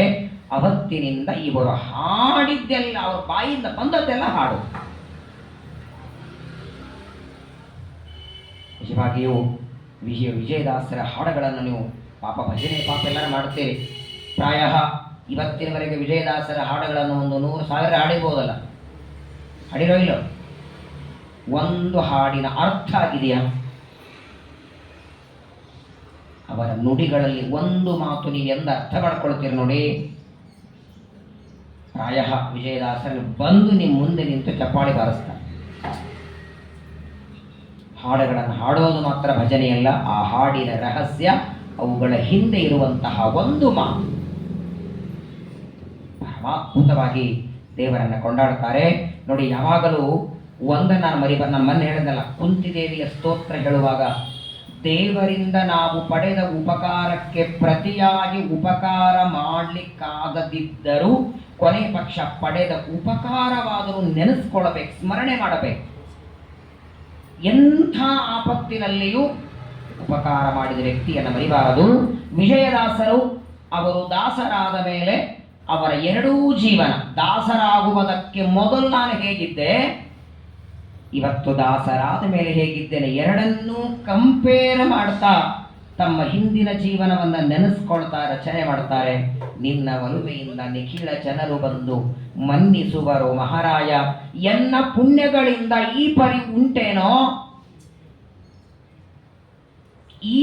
ಉಂಟೇನೋ. ಒಂದು ದಿನ ಇಡೀ ಪ್ರಾತಃ ಕಾಲದಿಂದ ರಾತ್ರಿವರೆಗೆ ಗಂಧ ತೆಗೆದು ಸಾಯಂಕಾಲದ ಹೊತ್ತಿಗೂ ಆ ರಾಘವೇಂದ್ರಾಯ ಊಟಕ್ಕೆ ಅನ್ನ ಇಲ್ಲ ಅಂತಾನೆ. ಸಂಜೆ ತನಕ ಇದ್ದು ಸಣ್ಣ ಸಗಟು ತುಂಬ ಗಂಜಿ ಕಾಣದೆ ಬಳಲಿದೆ ಅಂದು. ಇಂದು ಇಷ್ಟು ಸಂಭ್ರಮದ ಊಟ ಹಾಕ್ತಿದ್ದೆಲ್ಲ ಸ್ವಾಮಿ ನೀನು. ಮದುವೆ ಮಾಡಿಕೊಂಡು ಹೆಂಡತಿ ಬರಬೇಕಾದರೆ ತಂದೆ ತಾಯಿಗಳನ್ನು ಬಿಟ್ಟು ಗಂಡನನ್ನೇ ನಂಬಿಕೊಂಡು ಬರ್ತಾಳೆ. ಸರ್ವಸ್ವಗೂ ಗಂಡ ಅಂತ ಆ ಒಂದು ಹೆಂಗಸಿಗೆ ಊಟಕ್ಕೆ ಆಗಲಿಲ್ಲ ನನಗೆ, ಒಬ್ಬ ಹೆಂಗಸಿಗೆ ಅನ್ನ ಹಾಕೋದಕ್ಕೆ ತಪ್ಪಿಪ್ಪುಕೊಂಡೇನೋ ಅಂದು. ಏನು ಸ್ವಾಮಿ ಇದು? ಒಂದು ಪಂಚೆ ಒಗೆದು ಒಣ ಹಾಕಿದರೆ ಅದು ಒಣಗೋವರೆಗೆ ಇನ್ನೊಂದು ಕರಿ ಟಾವೆಲ್ ಮೇಲೆ ಒಂದು ಸಣ್ಣ ಪಂಚೆ ಮೇಲೆ ಇರಬೇಕು, ಇನ್ನೊಂದು ಹೊಸ ಧೋತ್ರ ಇರಲಿಲ್ಲ ಇವರ ಹತ್ರ ಉಟ್ಕೊಳ್ಳೋದಕ್ಕೆ. ಇವರು ವಿಜಯದಾಸರಾದ ಮೇಲೆ ಏನು ಜನ ಬಂದವರೆಲ್ಲ ಶಾಲು ಹೊಚ್ಚೋರು, ಬಂದವರೆಲ್ಲ ಆಹೇರಿ ಕೊಡೋರು, ಬಂದವರೆಲ್ಲ ಧೋತ್ರ ಕೊಡೋರು. ವಿಚಿತ್ರ ಅಂದ್ರೆ ವಿಜಯದಾಸರಾಗೋದಕ್ಕೆ ಮೊದಲು ತಮಗೆ ಉಡೋದಕ್ಕಿರಲಿಲ್ಲ, ಅವರು ದಾಸರಾದ ಮೇಲೆ ಪ್ರತಿನಿತ್ಯ ತಮಗೆ ಬಂದ ಶಾಲು ಶಕಲ ಎಲ್ಲ ದಾನ ಕೊಡೋರು. ಈ ಹಾಡು ತುಂಬಾ ಚೆನ್ನಾಗಿದೆ, ಬೇಕಾದ ಸಲ ಹಾಡಿರ್ತೀರಿ ನೀವು. ಇವತ್ತು ದೇವರ ನಮ್ಮನ್ನು ಎಷ್ಟು ಸುಖವಾಗಿಟ್ಟಿದ್ದಾನೆ, ಎಷ್ಟು ಹಣ್ಣುದಲ್ಲಿಟ್ಟಿದ್ದಾನೆ. ಕಣ್ಣು ಚೆನ್ನಾಗಿ ಕಾಣಿಸ್ತಿದೆ, ಕಿವಿ ಚೆನ್ನಾಗಿ ಕೇಳ್ತಾ ಇದೆ, ನಮ್ಮ ಕಿಡ್ನಿ, ಲಿವರು, ಲಂಗ್ಸು, ಹಾರ್ಟು ಎಲ್ಲ ಚೆನ್ನಾಗಿ ಕೆಲಸ ಮಾಡುತ್ತಿದೆ. ದೇವರ ಕಾರುಣ್ಯವನ್ನ, ದೇವರ ಅನುಗ್ರಹವನ್ನ, ದೇವರಿಂದ ನಾವು ಪಡೆದಂತಹ ದೊಡ್ಡ ಸೌಭಾಗ್ಯವನ್ನ ಮರಿತಕ್ಕದ್ದಲ್ಲ. ಈಗ ಪ್ರವಚನ ಆದ ಮೇಲೆ ಆಯಿಭಾರ ಆದ ಮೇಲೆ ತೀರ್ಥ ಪ್ರಸಾದ ಆಗುತ್ತೆ, ಊಟ ಮಾಡ್ತೀರಿ, ಮನೆಗೆ ಹೋಗ್ತೀರಿ. ಕೆಲವರಿಗೆ ಮಧ್ಯಾಹ್ನ ಹೊತ್ತಿಗೆ ಇವತ್ತು ಉಂಡದ ಜೀರ್ಣ ಆಗಬಹುದು, ಕೆಲವರಿಗೆ ರಾತ್ರಿವರೆಗೂ ಜೀರ್ಣ ಆಗಿರ್ಲಿಕ್ಕಿಲ್ಲ, ಕೆಲವರಿಗೆ ನಾಳೆ ಬೆಳಗ್ಗೆವರೆಗೂ ಜೀರ್ಣ ಎಲ್ಲರ ಜಾಠರಾಗ್ನಿಗಳ ಬೇರೆ ಬೇರೆ. ಅಕಸ್ಮಾತ್ತಾಗಿ ಕೆಲವರಿಗೆ ಇವತ್ತು ಊಟ ಮಾಡಿದ್ದಕ್ಕೇನೋ ಮನೆಗೆ ಹೋಗಿ 2-3 ಸಲ ವಾಂತಿಯಾಗಿ, ಏನೋ ವ್ರತದ ಊಟ ಸೇರ್ತಿರ್ಲಿಲ್ಲ ಅವರಿಗೆ, 1-2-3 ಬಾರಿ ವಾಂತಿಯಾಗಿ ಹಾಸ್ಪಿಟ್ಲಿಗೆ ಅಡ್ಮಿಟ್ ಆಗಿ. ಹಾಗಾದರೆ ಯಾರ ಜಾಠರಾಗ್ನಿಯಲ್ಲಿ ಅಗ್ನಿ ಜೀರ್ಣ ಆಯಿತು, ಯಾರ ಜಾಠರಾಗ್ನಿಗೆ ಇವತ್ತಿನ ಊಟ ಪಾಯ್ಸನ್ ಆಯಿತು, ಯಾರ ಬಲ್ಲರಿ ಇದನ್ನ? ನಾವೆಲ್ಲ ಇಷ್ಟು ಚೆನ್ನಾಗಿ ದೇವರ ಅನುಗ್ರಹದಿಂದ ಅದ್ಭುತವಾಗಿ ನಮ್ಮ ಜೀವನ ದೇವರು ನಡೆಸಿದ್ದಾನೆ. ಜೀರ್ಣ ಮಾಲಿನ ವಸ್ತ್ರ ಕಾಣದ ಮನುಜಗೆ ಊರ್ಣ ವಿಚಿತ್ರ ಸುವಸನ. ಊರ್ಣ ಅಂದ್ರೆ ಧಾವಳಿ. ಧಾಬಳಿಗೆ ಸಂಸ್ಕೃತದಲ್ಲಿ ಊರ್ಣ ಅಂತಾರೆ. ಊರ್ಣ ವಾತೇನ ಶುದ್ಧತೆ, ಧಾಬಳಿಯನ್ನು ಒಗಿಬಾರದು ಅಂತಿದೆ. ಒಗೆದ್ರು ಏಕಾದಶಿ ಒಗಿಬೇಕಂತೆ, ಮಡಿಯಿಂದ ಒಗಿಬೇಕಂತೆ. ಒಗೆದ ಧಾಬಳಿ ಊಟಕ್ಕೆ ಮಾತ್ರ ಬರುತ್ತೆ, ಅದು ಇನ್ನೊಂದಕ್ಕೆ ಬರಲ್ಲ ಅಂತ ಧಾಬಳಿ ಬಗ್ಗೆ ಬೇಕಾದಷ್ಟು ಮಾತು. ಏನಂತಾರೆ ನೋಡಿ, ಜೀರ್ಣ ಮಲಿನ ವಸ್ತ್ರ ಕಾಣದೆ ಊರ್ಣ ವಿಚಿತ್ರ ಸುವಸನ. ಆದರೆ ಇವತ್ತು ವರ್ಣಗಳಿಂದ ಬಾಹೋದೇನೋ ಸಂಪೂರ್ಣ ಗುಣಾರ್ಣವ ದೇವ. ಏನ್ ಕಲರ್ ಕಲರ್ ಬಟ್ಟೆ ಇವತ್ತು, ಕೆಳಗೆ ಹೊಚ್ಕೊಳ್ಳೋದು ಗ್ರೀನ್ ಇದ್ರೆ ಮೇಲೆ ಹೊಚ್ಕೊಳ್ಳೋದು ಕೆಂಪುದಿರತ್ತೆ. ಸಣ್ಣದಾದ ಈ 100 ರೂಪಾಯಿ ಟಾವೆಲ್ ಅವತ್ತು ಸಿಗಲಿಲ್ಲ, ಇವತ್ತು ರೇಷ್ಮೆ ಮಡಿಯೆಲ್ಲ ನಾನು ಇಟ್ಟಿದ್ದೆಲ್ಲ ಸ್ವಾಮಿ. ಸಂಜೆ ತನಕ ಇದ್ದು ಸಣ್ಣ ಸಗುಟು ತುಂಬ ದಂಜಿ ಕಾಣದೆ ಬಳಲಿದೆ. ವ್ಯಂಜನ ನಾನಾ ರಸ ಸುಭಕ್ಷ ಭೋಜ್ಯಗಳ. ಹಾಗಾಗಿ ವಿಜಯದಾಸರು ತಮ್ಮ ಇಚ್ಛೆಯಂತಲೇ ವ್ರತದಲ್ಲಿ ದೇಹ ಬಿಟ್ಟದ್ದು ಕೊನೆ ದಿನ ನೋಡಿ. ಅಕಸ್ಮಾತ್ ಇನ್ನೊಂದು 2 ದಿನ ಹೋಗಿದ್ರೆ ಅನಾವೃತ ಅಡಿಗೆ ಸಿಗ್ತಿರ್ಲಿಲ್ವಾ ವಿಜಯದಾಸರ ಆರಾಧನೆಗೆ? ದೇವರ ಉಪಕಾರವನ್ನು ಸ್ಮರಣೆ ಮಾಡಿಕೊಳ್ತಾರೆ. ಅವತ್ತು ನನ್ನ 2 ತಮ್ಮಂದರಿಗೆ, ನನ್ನ ತಾಯಿ, ಸಾಮಾನ್ಯವಾಗಿ ನೋಡಿ ಮಕ್ಕಳಿಗೆ ಅವರು ದೊಡ್ಡವರಾಗುವವರೆಗೂ ಮನೆ ಜವಾಬ್ದಾರಿ ತಲೆ ಮೇಲೆ ಬೀಳಬಾರದು. ಯಾವತ್ತು ಜವಾಬ್ದಾರಿ ಬಿತ್ತು ಅವತ್ತು ಅವರ ಅಭ್ಯಾಸಕ್ಕೆ ಮಂಗಳಾರತಿ ಅನ್ಕೊಂಡ್ಬಿಡಿ. ಇವರು ಓದಲೇ ಇಲ್ಲ ರೀ ಪಾಪ. 2 ತಮ್ಮಂದರು. ದುರ್ದೈವಕ್ಕೆ ಇನ್ನೊಂದು ಏನಾಗಿತ್ತಂದ್ರೆ, ವಿಜಯದಾಸರ ಅರ್ಥಾತ್ ಈ ದಾಸಪ್ಪ ಇನ್ನು 16-18 ವರ್ಷ ಇರುವಾಗಲೇ ತಂದೆ ತೀರಿಬಿಟ್ರು. ತಂದೆ ಹೋದ ಮೇಲೆ ತಾಯಿಯ ಜವಾಬ್ದಾರಿ, ತಮ್ಮಂದರ ಜವಾಬ್ದಾರಿ, ಅವರೆಲ್ಲರ ಹೊಟ್ಟೆ ತುಂಬಬೇಕು ಅಂತ ಮನೆಗೆ. ಈ ಒಂದು ಮಾತು ನಾನು ಹೇಳ್ತೀನಿ, ನಿಮ್ಮ ಕಣ್ಣಲ್ಲಿ ನೀರು ಬರದೇ ಇರಲ್ಲ. ಜಗತ್ತೊಳಗೆ ನಮ್ಮನ್ನ ಬಳಸ್ಕೊಳ್ಳೋ ಜನ ಬಹಳ ಜನ ಇರ್ತಾರೆ.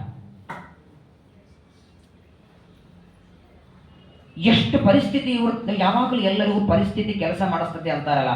ಇವರ ಮನೆಯ ಬಡತನ ಪರಿಸ್ಥಿತಿ ನೋಡಿ, ಇವನು ಯಾವ ಕೆಲಸಕ್ಕೂ ಕರೆದ್ರು ಬರ್ತಾನೆ, ಇವನು 1 ಕಾಸು ಕೊಟ್ಟರು ಬರ್ತಾನೆ ಅಂತ ಜನ ಇವರನ್ನ ಹೆಂಗ್ ಉಪಯೋಗಿಸ್ಕೊಳ್ತಿದ್ರು ಗೊತ್ತಾ?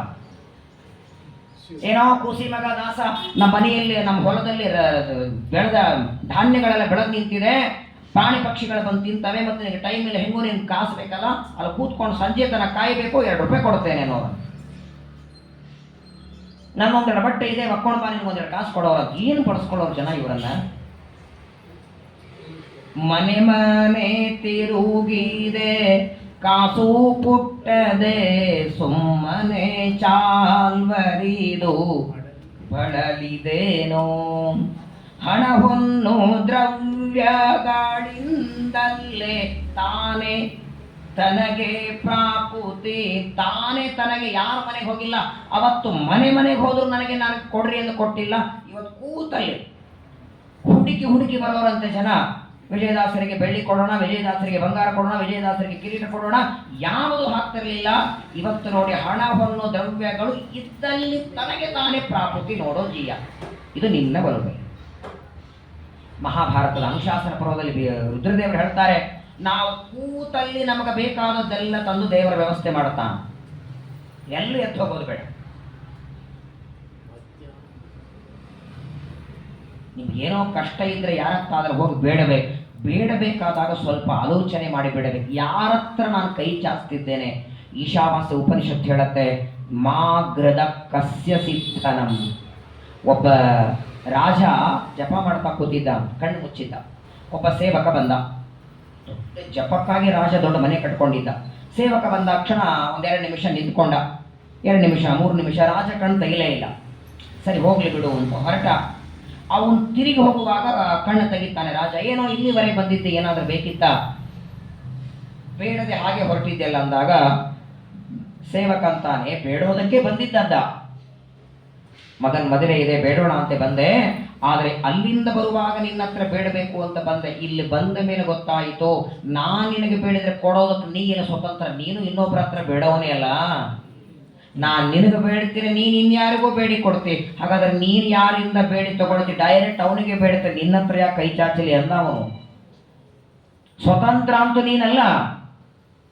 ಸಣ್ಣದಾದ ಇರುವೆಯನ್ನು ಆರಂಭ ಮಾಡಿ ಆನೆಯವರೆಗೆ ಎಲ್ಲರ ಹೊಟ್ಟೆಗೆ ಅನ್ನ ಹಾಕೋನು ಅವರಿದ್ದಾನೆ. ವಿಜಯದಾಸರಂತಾರೆ, ನಾನು ಯಾರ ಹತ್ರಕ್ಕೂ ಕೈ ಚಾಚಿದೆ. ನೀಚೋಚ್ಚ ತಿಳಿಯದೆ ಸರವರ ಚರಣಕ್ಕೆ ಚಾಚಿದೆ ನೊಸಲ ಹಸ್ತಗಳ. ನೀಚ ಯಾರು, ಉಚ್ಚ ಯಾರು, ದೊಡ್ಡವರು ಯಾರು, ಸಣ್ಣವರು ಯಾರು, ಕೊಡ್ತಾರೆ ಯಾರು? ಆಮೇಲೆ ಯೋಚಿಸಿ ನೋಡಲು ಸೋಜಿಗವಾಗಿದೆ ವಾಚಕ್ಕೆ ನಿಲುಕದೋ ಹರಿಯೇ. ಒಂದು ಹಾಡ ನೀವು ಅರ್ಥಪೂರ್ವಕವಾಗಿ ಹಾಡಿ. ಬಹಳಾದ ಚಿಪ್ಪಗೇರಿಯಿಂದ ಹೊರಟು ಬಂದರೂ ಬರಬಹುದು ವಿಜಯದಾಸರು ಮಾತು ಸಂಘಕ್ಕೆ. ಸುಮ್ಮನೆ ಹಾಡಿದ್ರಲ್ಲ, ಕೊನೆಗೆ ವೈದಿಕ ಪದವೀವ ಕೊಡುವನೆಗೆ ಲೌಕಿಕ ಐದಿಸುವುದು ಬದುಖ್ಯಾತೆ. ಅಲ್ಲ ವಿಜಯದಾಸರಂತಾರೆ, ಇಷ್ಟೆಲ್ಲ ದೇವರನ್ನ ನಾನು ಪ್ರಾರ್ಥನೆ ಮಾಡಿದೆ, ದೇವರ ಅನುಗ್ರಹ ಮಾಡ್ತಾನೋ ಇಲ್ಲೋ ಯಾರಿಗೆ ಗೊತ್ತು, ಗ್ಯಾರಂಟಿ ಇದೆಯಾ ಮಾಡ್ತಾನೆ ಅಂತ. ಮೈದೂನಗೊಲಿದ ಶ್ರೀ ವಿಜಯ ವಿಠಲ ನಿನ್ನ ಕುರುಕ್ಷೇತ್ರದ ರಣರಂಗ ಯುದ್ಧದಲ್ಲಿ ತನ್ನ ಮೈದುನನಾದ ಅರ್ಜುನನಿಗೆ ಸಾರಥಿಯಾಗಿ ಗೀತಾ ಉಪದೇಶ ಮಾಡಿ 18 ದಿನದ ಯುದ್ಧ ಮಾಡಿಸಿ ರಕ್ಷಣೆ ಮಾಡದಲ್ಲ, ನಂದು ರಕ್ಷಣೆ ಮಾಡ್ತಾನೆ ಅನ್ನೋ ಭರವಸೆ ನನಗಿದೆ. ಮೈದೂನಗೊಲಿದ ಶ್ರೀ ವಿಜಯ ವಿಠಲ ನಿನ್ನ ಪಾದ ಸಾಕ್ಷಿಯೇ ಅನುಭವವು. ನಂಬಿ ಕೆಟ್ಟವರಿಲ್ಲೋ ರಂಗಯ್ಯ, ನಂಬದೆ ಕೆಟ್ಟರೆ ಕೆಡಲಿ. ವಿಜಯದಾಸರ ಅದ್ಭುತವಾದ ಚರಿತ್ರೆ. ವಿಜಯದಾಸರು ನಿತ್ಯದಲ್ಲಿ ಅವರ ನಿತ್ಯದ ಜೀವನ ನೋಡಿ. ಬೆಳಗ್ಗೆ 4 ಗಂಟೆಗೆ ಹೇಳ್ತಿದ್ರು, ಎದ್ದು ಪ್ರಾತಃ ಕಾಲದಲ್ಲಿ ಮಾಡಬೇಕಾದ ಸ್ತೋತ್ರಗಳ ಪಾರಾಯಣ, ಅನಂತರದಲ್ಲಿ ಸ್ನಾನ, ದೇವರ ಪೂಜೆ. ದೇವರ ಪೂಜೆಯಾದ ಮೇಲೆ ಹರಟೇನೇ ಇಲ್ಲ, ಕೇವಲ ಭಗವಂತನ ನಾಮಗಳನ್ನ, ದೇವರ ಒಂದೊಂದು ವಿಶಿಷ್ಟವಾದ ನಾಮಗಳನ್ನ ರಚನೆ ಮಾಡ್ತಾ ಮಾಡ್ತಾ ಮಧ್ಯಾಹ್ನದಲ್ಲಿ ಊಟ, ಮತ್ತೆ ಸಾಯಂಕಾಲ ಆದರೆ ದೇವರ ನಾಮಗಳು. ಬಂದವರಿಗೆಲ್ಲ ಹರಿನಾಮದ ಕೀರ್ತನೆ, ಬಂದವರ ಜೊತೆಗೆಲ್ಲ ದೇವರ ಸ್ಮರಣೆಯನ್ನು ಮಾಡಿಸೋದು. ಜೀವನವೇ ಬದಲಾಗಿ ಹೋಯ್ತವರು. ಒಂದು ದಿನ ಜ್ಞಾನಿಗಳಾದಂತಹ ವಿಜಯದಾಸರು ಸಂಚಾರ ಮಾಡ್ತಾ ಮಾಡ್ತಾ ಕಲ್ಲೂರಿಗೆ ಬಂದಿದ್ದಾರೆ. ಸುಬ್ಬಣ್ಣಾಚಾರ್ಯರು ದೊಡ್ಡ ವಿದ್ವಾಂಸರು. ಹಿಂದಿನ ಕಾಲದಲ್ಲಿ ಸುಧಾ ಪಾಠವನ್ನು ಹೇಳಿದ ಮೇಲೆ ಮಂಗಳ, ಇವತ್ತಿಗೂ ಸುಧಾ ಮಂಗಳಗಳು ನಡೀತಿರ್ತವೆ. ಅದರಲ್ಲಿಯೂ ಉತ್ತರಾದಿಮಠ ಸ್ವಾಮಿಗಳ ಮಾಡೋ ಸುಧಾ ಮಂಗಳ ಅಂದರೆ ದೊಡ್ಡ ಜಾತ್ರೆ. ಮೊನ್ನೆ ನೋಡಿದ್ರಲ್ಲ, ಲಕ್ಷಗಟ್ಟಲೆ ಜನ ಊಟ, 5-6 ದಿನ ಕಾರ್ಯಕ್ರಮ, ಸಂಪೂರ್ಣ ಸುಧಾ ಪರೀಕ್ಷೆ ವಿದ್ಯಾರ್ಥಿಗಳಿಂದ ಕೊಡಿಸೋದು. ಆಗಿನ ಕಾಲದಲ್ಲಿ ಕಲ್ಲೂರು ಸುಬ್ಬಣ್ಣಾಚಾರ್ಯರು ದೊಡ್ಡ ವಿದ್ವಾಂಸರು 3-4 ಜನರಿಗೆ ಸುಧಾ ಪಾಠ ಹೇಳಿದ್ದಾರೆ. ಪಾಠ ಹೇಳಿ ಮುಗಿಸಿ ಮಂಗಲ ಮಾಡ್ತಿದ್ದಾರೆ. ಸುಧಾ ಮಂಗಳಕ್ಕೆ 3,000 ಜನ ನೆರೆದಿದ್ದಾರೆ. ಅವತ್ತಿನ ದಿನ ಎಲ್ಲರಿಗೆ ಮಂಡಿಗೆ ಮಾಡಿಸ್ಬೇಕು ಅಂತ ಸುಬ್ಬಣ್ಣಾಚಾರ್ಯರಿಗೆ ಮಂಡಿಗೆ ಊಟ, ಸುಧಾ ಮಂಗಳದ ಪ್ರಸಾದವನ್ನು ಮಾಡಿಸ್ಬೇಕು ಅಂತ ಈಗಾಗಲೇ ಅಡಿಗೆಯವರನ್ನು ಹೇಳಿ ಆಯಿತು, ಸಾಮಾನೆಲ್ಲ ತಂದಾಗಿದೆ, ಸುಧಾ ಮಂಗಳದ ಎಲ್ಲ ತಯಾರಿಗಳಾಗಿದೆ. ಆಚಾರ್ಯರ ವಿದ್ಯಾರ್ಥಿಗಳ ಪರೀಕ್ಷೆ ಆಯಿತು. ಸುಬ್ಬಣ್ಣಾಚಾರ್ಯರು ತಾವು ಇನ್ನು ಸುಧಾ ಮಂಗಳದ ಅನುವಾದ ಮಾಡಬೇಕು. ಅಲ್ಲಿ ಸುಧಾ ಮಂಗಳ ಇದೆ ಅಂತ ಗೊತ್ತಾಗಿ ವಿಜಯದಾಸರು ಬಂದ್ರ ಕಲ್ಲೂರಿ. ಯಾವಾಗಲೂ ನೋಡಿ, ಪಾಠ ಪ್ರವಚನ ಎಲ್ಲೇ ನಡೆದರೂ ಆಮಂತ್ರಣ ಬೇಕು ಅಂತ ಅಪೇಕ್ಷೆ ಪಡಬಾರ್ದು. ಅಲ್ಲಿ ಹೋಗಬೇಕು. ಊಟಕ್ಕೆ ನಿಲ್ಲು ಅಂದ್ರೆ ನಿಂತ್ಕೊಳ್ಳಿ, ಇಲ್ಲಾಂದ್ರೆ ಮನೆಗೆ ಹೋಗಿ. ಪೂಜೆಗೆ, ಪ್ರವಚನಕ್ಕೆ, ಪಾಠಕ್ಕೆ ಆಮಂತ್ರಣದ ಅಪೇಕ್ಷೆ ಇಲ್ಲ. ಅದು ನಮ್ಮ ಉದ್ಧಾರಕ್ಕೆ ನಾವು ಮಾಡ್ಕೊಳ್ಳೋದು. ಅದನ್ನು ವಿಜಯದಾಸರು ಕಾಲಲ್ಲಿ ಗೆಜ್ಜೆ ಕಟ್ಟಿಕೊಂಡು ಬರ್ತಿದ್ದಾರೆ. 3,000 ಜನ ನೆರೆದಿದ್ದಾರೆ. ವಿಚಿತ್ರ ಏನಾಗಿತ್ತಂದ್ರೆ, ಸುಧಾಮಂಗಳದ ಹಿಂದಿನ ದಿನ ಎಲ್ಲ ಸಿದ್ಧತೆಯಾಗಿ ಹಿಂದಿನ ದಿನ ರಾತ್ರಿ ಗೊತ್ತಾಯಿತು, ಅಡಿಗೆಯವನಿಗೆ ಏನೋ ಅನಿವಾರ್ಯ ಕಾರಣದಿಂದ ಸೂತಕ ಬಂದಿದೆ, ನಾಳೆ ಅಡಿಗೆಗೆ ಬರಲ್ಲ. ಇನ್ನು ಬೆಂಗಳೂರೇನ್ರಿ, ರಾಮಣ್ಣ ಸಿಗ್ಲಿಲ್ಲ ಅಂದ್ರೆ ಭೀಮಣ್ಣ ಫೋನ್ ಮಾಡೋಣ ಅಡಿಗೆ ಹೇಳಲಿಕ್ಕೆ. ಬೆಂಗಳೂರಲ್ಲಿ ಸಿಗಲ್ಲ. ಒಬ್ಬೊಬ್ಬರು ಅಡಿಗೆಯವರಿಗೆ 1 ವಾರ ತಿಂಗಳು ಮೊದಲು ಹೇಳಬೇಕಾಗತ್ತೆ. ಅದರಲ್ಲಿಯೂ ಈ ಹಬ್ಬ ಮದುವೆಗಳ ಸೀಸನ್ ಬಂತು ಅಂದ್ರೆ ಗೋವಿಂದ ಯಾರು ಸಿಗ್ತಾರೆ ಅಡಿಗೆಗೆ. 3,000 ಜನ ಕೂತಿದ್ದಾರೆ. ಸುಧಾ ಅನುವಾದ ನಡೆದಿದೆ. ಎಲ್ಲರಲ್ಲಿ ಶುರುವಾಯಿತು ಮಾತು. ಏನ್ರಿ ಅವ್ರ ಕಾರ್ಯಕ್ರಮ ಅಷ್ಟೇ, ಊಟ ಇಲ್ಲ, ಮನೆಗೆ ಹೋಗೋದು. ಯಾಕಂದ್ರೆ ಅಡಿಗೆನೇ ಇಲ್ಲ. ಅಡಿಗೆಯವ್ರು ಕೈ ಕೊಟ್ಟಿದ್ದಾನಂತೆ, ಅಡಿಗೆ ಇಲ್ಲ. ಎಲ್ಲರ ಕಿವಿಯೊಳಗೆ ಮಾತು ಮಾತು ಕೇಳಿಸ್ತಾ ಇನ್ನೂ ದಾರಿಯಲ್ಲಿ ಆ ಸುಧಾಮಂಗಳದ ಮಂಟಪದಲ್ಲಿ ಬರುವ ವಿಜಯದಾಸರ ಕಿವಿಗೆ ಬಿತ್ತು. ತಕ್ಷಣದಲ್ಲಿ ತಂಬೂರಿ ಇಡ್ತಾರೆ, ಶಾಟೆ ಬಿಚ್ಚುತ್ತಾರೆ. ಸರಿಯಾಗಿ ಒದ್ದೆ ಪಂಜ ಉಟ್ಕೊಂಡು ಅಡಿಗೆ ಮನೆಗೆ ಹೋಗಿ 3,000 ಜನರಿಗೆ ಮಂಡಿಗೆ ಅಡಿಗೆ ಮಾಡ್ತಾರೆ ವಿಜಯದಾಸ. ಏನ್ ಚಿತ್ರ ಅಡಿಗೆ! ಅನ್ನ, ಸಾರು, ಪಲ್ಯ, ಚಟ್ನಿ, ಕೋಸಂಬರಿ ಎಲ್ಲ ಮಂಡಿಗೆ ಸಹಿತವಾಗಿ ಸಮರ್ಥವಾದ ಅಡಿಗೆಯನ್ನ ಮಾಡಿ ಇಟ್ಟು ಮತ್ತೆ ತಮ್ಮ ದಾಸರ ವೇಷ ಹಾಕೊಂಡು ಕೈಯಲ್ಲಿ ತಂಬೂರಿ ತಗೊಂಡು ಬರ್ತಾರೆ. ಝಲ್ಲ ಝಲ್ಲ ಝಲ್ಲ ಗೆಜ್ಜೆಯ ನಾದ ನೋಡಿ ಸುಬ್ಬಣ್ಣಾಚಾರ್ಯರು ಸಭೆಯಲ್ಲಿ ಕೂತವರೆಲ್ಲ ಎದ್ದು ನಿಂತಿದ್ದಾರೆ. ವಿಜಯದಾಸರು ಬಂದರು, ವಿಜಯದಾಸರು ಬಂದರು, ವಿಜಯದಾಸರು ಬಂದರು. ಸುಬ್ಬಣ್ಣಾಚಾರ್ಯರು ಕೂತ್ಕೊಂಡ್ರೆ ಯಾಕೆ ಎದ್ದಿದ್ದೀರಿ? ವಿಜಯದಾಸರು ಬಂದರು. ಓ ನೀವೇನಾ ವಿಜಯದಾಸರಂದ್ರೆ? ನೋಡಿರ್ಲಿಲ್ಲ ನಿಮ್ಮನ್ನ, ಏನ್ ಇಲ್ಲಿವರೆಗೆ ಬಂದಿದ್ದೀರಿ? ವಿಜಯದಾಸರಂತಾರೆ, ಟೀಕಾರಾಯರ ಗ್ರಂಥ ಸುಧಾ ಗ್ರಂಥದ ಮಂಗಳ ನಡೀತಿದೆ. ಟೀಕಾರಾಯರ ಸುಧಾ ಬರೆಯುವಾಗ ಹೇಳ್ತಾರೆ, ನ ಶಬ್ದಾಬ್ಧೌ ಗಾಢಾಃ ನ ಚ ನಿಗಮ ಚರ್ಚಾಸು ಚತುರಾಃ ನ ಚ ನ್ಯಾಯೇ ಪ್ರೌಢಾಃ ನ ಚ ವಿದಿತ ವೇದ್ಯ ಅಪಿ ವಯಂ. ನನಗೆ ವ್ಯಾಕರಣ ಬರಲ್ಲ, ತರ್ಕಶಾಸ್ತ್ರ ಗೊತ್ತಿಲ್ಲ, ಯಾವ ಶಾಸ್ತ್ರದ ಪಾಂಡಿತ್ಯ ಇಲ್ಲ, ದಟ್ಟ ನಾನು. ಅಷ್ಟು ದಟ್ಟಾಗ ಸುಧಾ ಹೆಂಗ್ ಬರೆದ್ರಿ? ಪರಂ ಶ್ರೀಮತ್ ಪೂರ್ಣ ಪ್ರಮತಿ ಗುರು ಕಾರುಣ್ಯ ಸರಣಿಂ ಪ್ರಪನ್ನಾಃ ಮಾನ್ಯಾಸ್ಮಃ ಕಿಮಪಿ ಚ ವದಂತೋಪಿ ಮಹತಾಂ. ಇವತ್ತು ಶ್ರೀಮದಾಚಾರ್ಯರ ಅನುವ್ಯಾಖ್ಯಾನದ ಚ ತು ಅನ್ನೋದಕ್ಕೂ ಅರ್ಥ ಬರೀತಾರೆ. ಇಷ್ಟು ಪಾಂಡಿತ್ಯ ಬಂದದ್ದೇ ಪ್ರಮತಿ ಗುರು ಕಾರುಣ್ಯ ಸರಣಿ ಪ್ರಪನ್ನ. ಏನ್ ಸುಧಾ ಗ್ರಂಥ. ಆಗಿನ ಕಾಲದಲ್ಲಿ ಹೆಗ್ಗಳಿಕೆ ಇತ್ತಂತೆ, ಸುಧಾವ ಪಠನೀಯ ವಸುಧಾವ ಪಾಲನೀಯ. ಒಂದು ಸುಧಾ ಓದಬೇಕು, ಪದ ಹಾಡಬೇಕು. ಶಿವನ್ಯಾಯ ಸುಧಾ ಗ್ರಂಥದ ಮಂಗಲ ಇದೆ.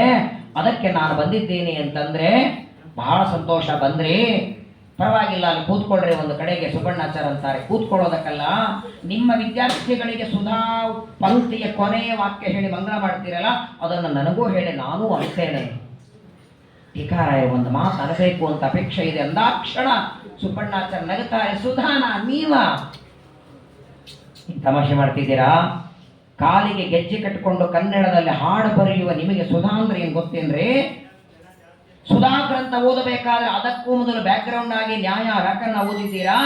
ಮೀಮಾಂಸಾ ಗೊತ್ತಿದೆಯಾ? ತುಂಬಿದ ಸಭೆಯೊಳಗೆ ವಿಜಯದಾಸರಿಗೆ ಪ್ರಶ್ನೆ ಮಾಡ್ತಾರೆ. ಅಷ್ಟೆಲ್ಲ ಅರ್ಥವನ್ನಲ್ಲ ನಾನು. ಒಂದು ಏನೋ ಸ್ವಾಮಿ ಒಳಗಿದ್ದೇ ಎರಡು ಹಾಡು ನುಡಿಸ್ತಾನೆ, ಅವನ ಕರುಣೆ, ಅದನ್ನು ಬಿಟ್ಟರೆ ಏನಿಲ್ಲ. ನಿಮ್ಮ ಮುಖದಿಂದ ಒಂದು ಮಾತು ಕೇಳುವ ಅಪೇಕ್ಷೆ ಇದೆ. ಸುಧಾ ಗ್ರಂಥ ನಿಮ್ಮಂಥವ್ರ ತಲೆಗೆ ಹೋಗೋದಲ್ಲ, ಅದು ತುಂಬಾ ಕಠಿಣ. ಹೇಗೋ ಬಂದಿದ್ದೀರಿ, ಊಟ ಮಾಡ್ಕೊಂಡು ಹೋಗಿ. ಗೊತ್ತಿಲ್ಲವ್ರ ಕಡೆಗೆ ಮಾಡಿದ್ದೆ ಇವರು, ಅಕಸ್ಮಾತ್ ಇವರು ಬಂದಿರಲಿಲ್ಲ ಅಂದ್ರೆ ದಂಡನ ಭಾಷೆ ಇತ್ತವ. ಯಾವುದೇ ಕಾರ್ಯಕ್ರಮ ಯಶಸ್ವಿಯಾಗಿದೆ ಅಂತ ಎಲ್ಲಾ ಜನ ಹೊಗಳೋದು, ನಿಮ್ಮ ಕಾರ್ಯಕ್ರಮ ನೋಡಿ ಅಲ್ಲ, ಪಟಾಕಿ ನೋಡಿ ಅಲ್ಲ, ಕಲ್ಯಾಣ ಮಂಟಪ ನೋಡಿ ಅಲ್ಲ, ಇಲ್ಲಿ ಕಟ್ಟಿದ ಮಾವಿನ ತೋನ್ ನೋಡಿ ಅಲ್ಲ. ಅಡಿಗೆ ಊಟ ಚೆನ್ನಾಗಿದ್ರೆ, ಇಲ್ಲಾಂದ್ರೆ ಅಲ್ಲೇನಂದ್ರೆ ಕೊಡ ಸಾರು ಮಂಗಳಾರತಿ ಮಾಡಿ ಹೋಗ್ತಾರೆ. ಹಲವಾರು ಮಾತುಗಳನ್ನಂತಾರೆ. ಆ ಸುಧಾಮಂಗಳಕ್ಕೆ ಎಲ್ಲರಿಗೆ ಊಟಕ್ಕೆ ನೀರು ಬಡಿಸ್ಬೇಕು ಅಂತ ಒಬ್ಬ ಹಸಿ ದಡ್ಡ ಕರಿ ಪಂಜ ಉಟ್ಕೊಂಡಿದ್ದ. ತೊದಲು ಮಾತೇ ಬರ್ತಿರ್ಲಿಲ್ಲ. ಆ ವ್ಯಕ್ತಿಯನ್ನ ಕರೀತಾರೆ. ಜನ ಎಲ್ಲ ಅವನನ್ನ ಕರೀತಾರೆ ವಿಜಯದಾಸರು ಅಂತ. ಏನು ಅವನ ಹೆಸರೇ ಅವನಿಗೆ ಹೇಳಿ ಬರಲ್ಲ, ಅಷ್ಟು ಹಸಿ ದಡ್ಡ. ವಿಜಯದಾಸರು ಅವನ ಕೈಯನ್ನ ಹಿಡಿತಾರೆ. ಇವತ್ತು ಆಚಾರ್ಯ ಹೇಳೋ ಸುಧಾಪಾಠ ಹೇಳು ಅಂತಾರೆ. ಶುರು ಮಾಡಿದ ನೋಡಿ ಬಾಯಿಯಿಂದ. ಪುಸ್ತಕ ತೆಗೆದವನಲ್ಲ, ಓದ್ದವನಲ್ಲ. ಓದ್ದವರಿಗೆ ಸುಧಾ ಅನುವಾದ ಮಾಡ್ಲಿಕ್ಕೆ ಬರಲ್ಲ. ವಿಜಯದಾಸರ ಕೈ ಹಿಡಿತಾರೆ, ಬಾಯಿಯಿಂದ ಸುಧಾ ವಾಕ್ಯಗಳು. ವಿಜಯದಾಸರ ಕೈ ಬಿಡ್ತಾರೆ, ತತ ಪಾಪ ಮಾಡ್ಕೋತ ನಿಂತ.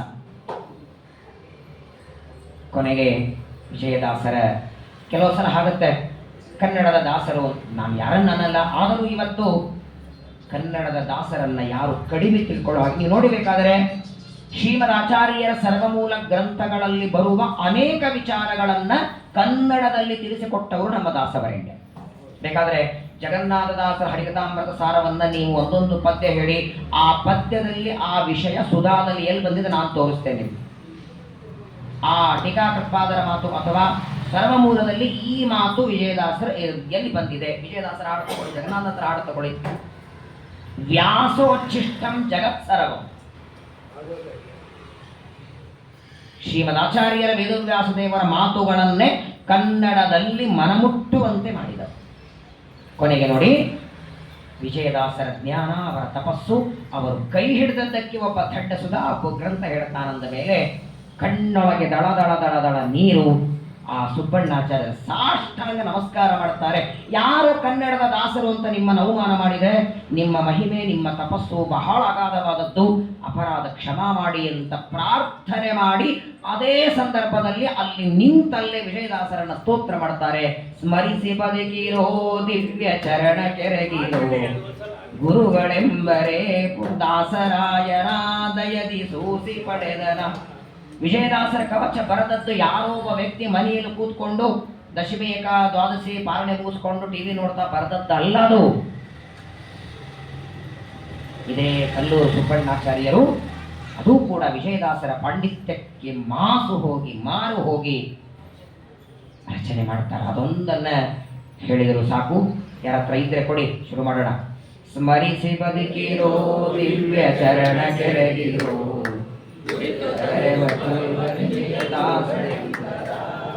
ದಾಸರಾಯನ ಸೂಸಿ ಪಡೆದನ ದೋಷರಹಿತನ ಸಂತೋಷ ಭರಿತನ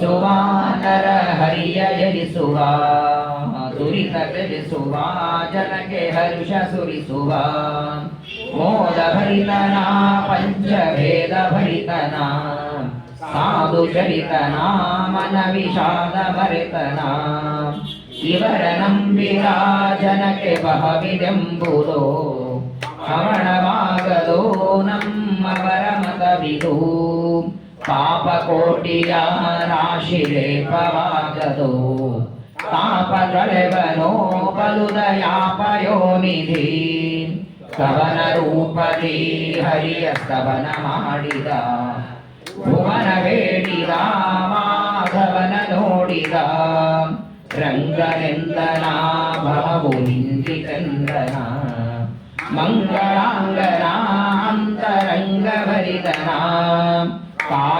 ಕಾಶಿನಗರದಲ್ಲಿದ್ದ ವ್ಯಾಸದೇವನ ಲಯವ ಸೂಸಿ ಪಡೆದನ ಉಲ್ಲಾಸತನದಲ್ಲಿ ಚಿಂತೆ ಬ್ಯಾಡಿರೋ ನಿಶ್ಚಿಂತರಾಗಿರೋ ಶಾಂತ ಗುರುಗಳ ಭವ್ಯ ಪಾದ ನಂಬಿರೋ ಭೇದವಾಗದೋ ನಿಮಗೆ ಮೋದವಾಹುದೋ ದೇವನ ಸುಪ್ರಸಾದವಾಹುದೋ ತಾಪ ಕಡೆವನು ಬಂದ ಪಾಪ ಕಡಿವನು ಶ್ರೀಪತಿಯ ಪಾದ ಸಮೀಪವಿಡುವನು ಪಿಂದರೆ ಮಲವು ಹಿಂದಿತಲ್ಲದೆ ರಂಗನೊಲಿಯನೋ ಭಕ್ತರ ಸಂಗ ದೊರೆಯದೆ ವೇದ ಓದಲು ಬರಿದೆ ವಾದ ಮಾಡಲು ಆದಿಯಾಗಲು ಉದರ ಪಾದ ನಂಬದೆ ಲೆಕ್ಕವಿಲ್ಲದೆ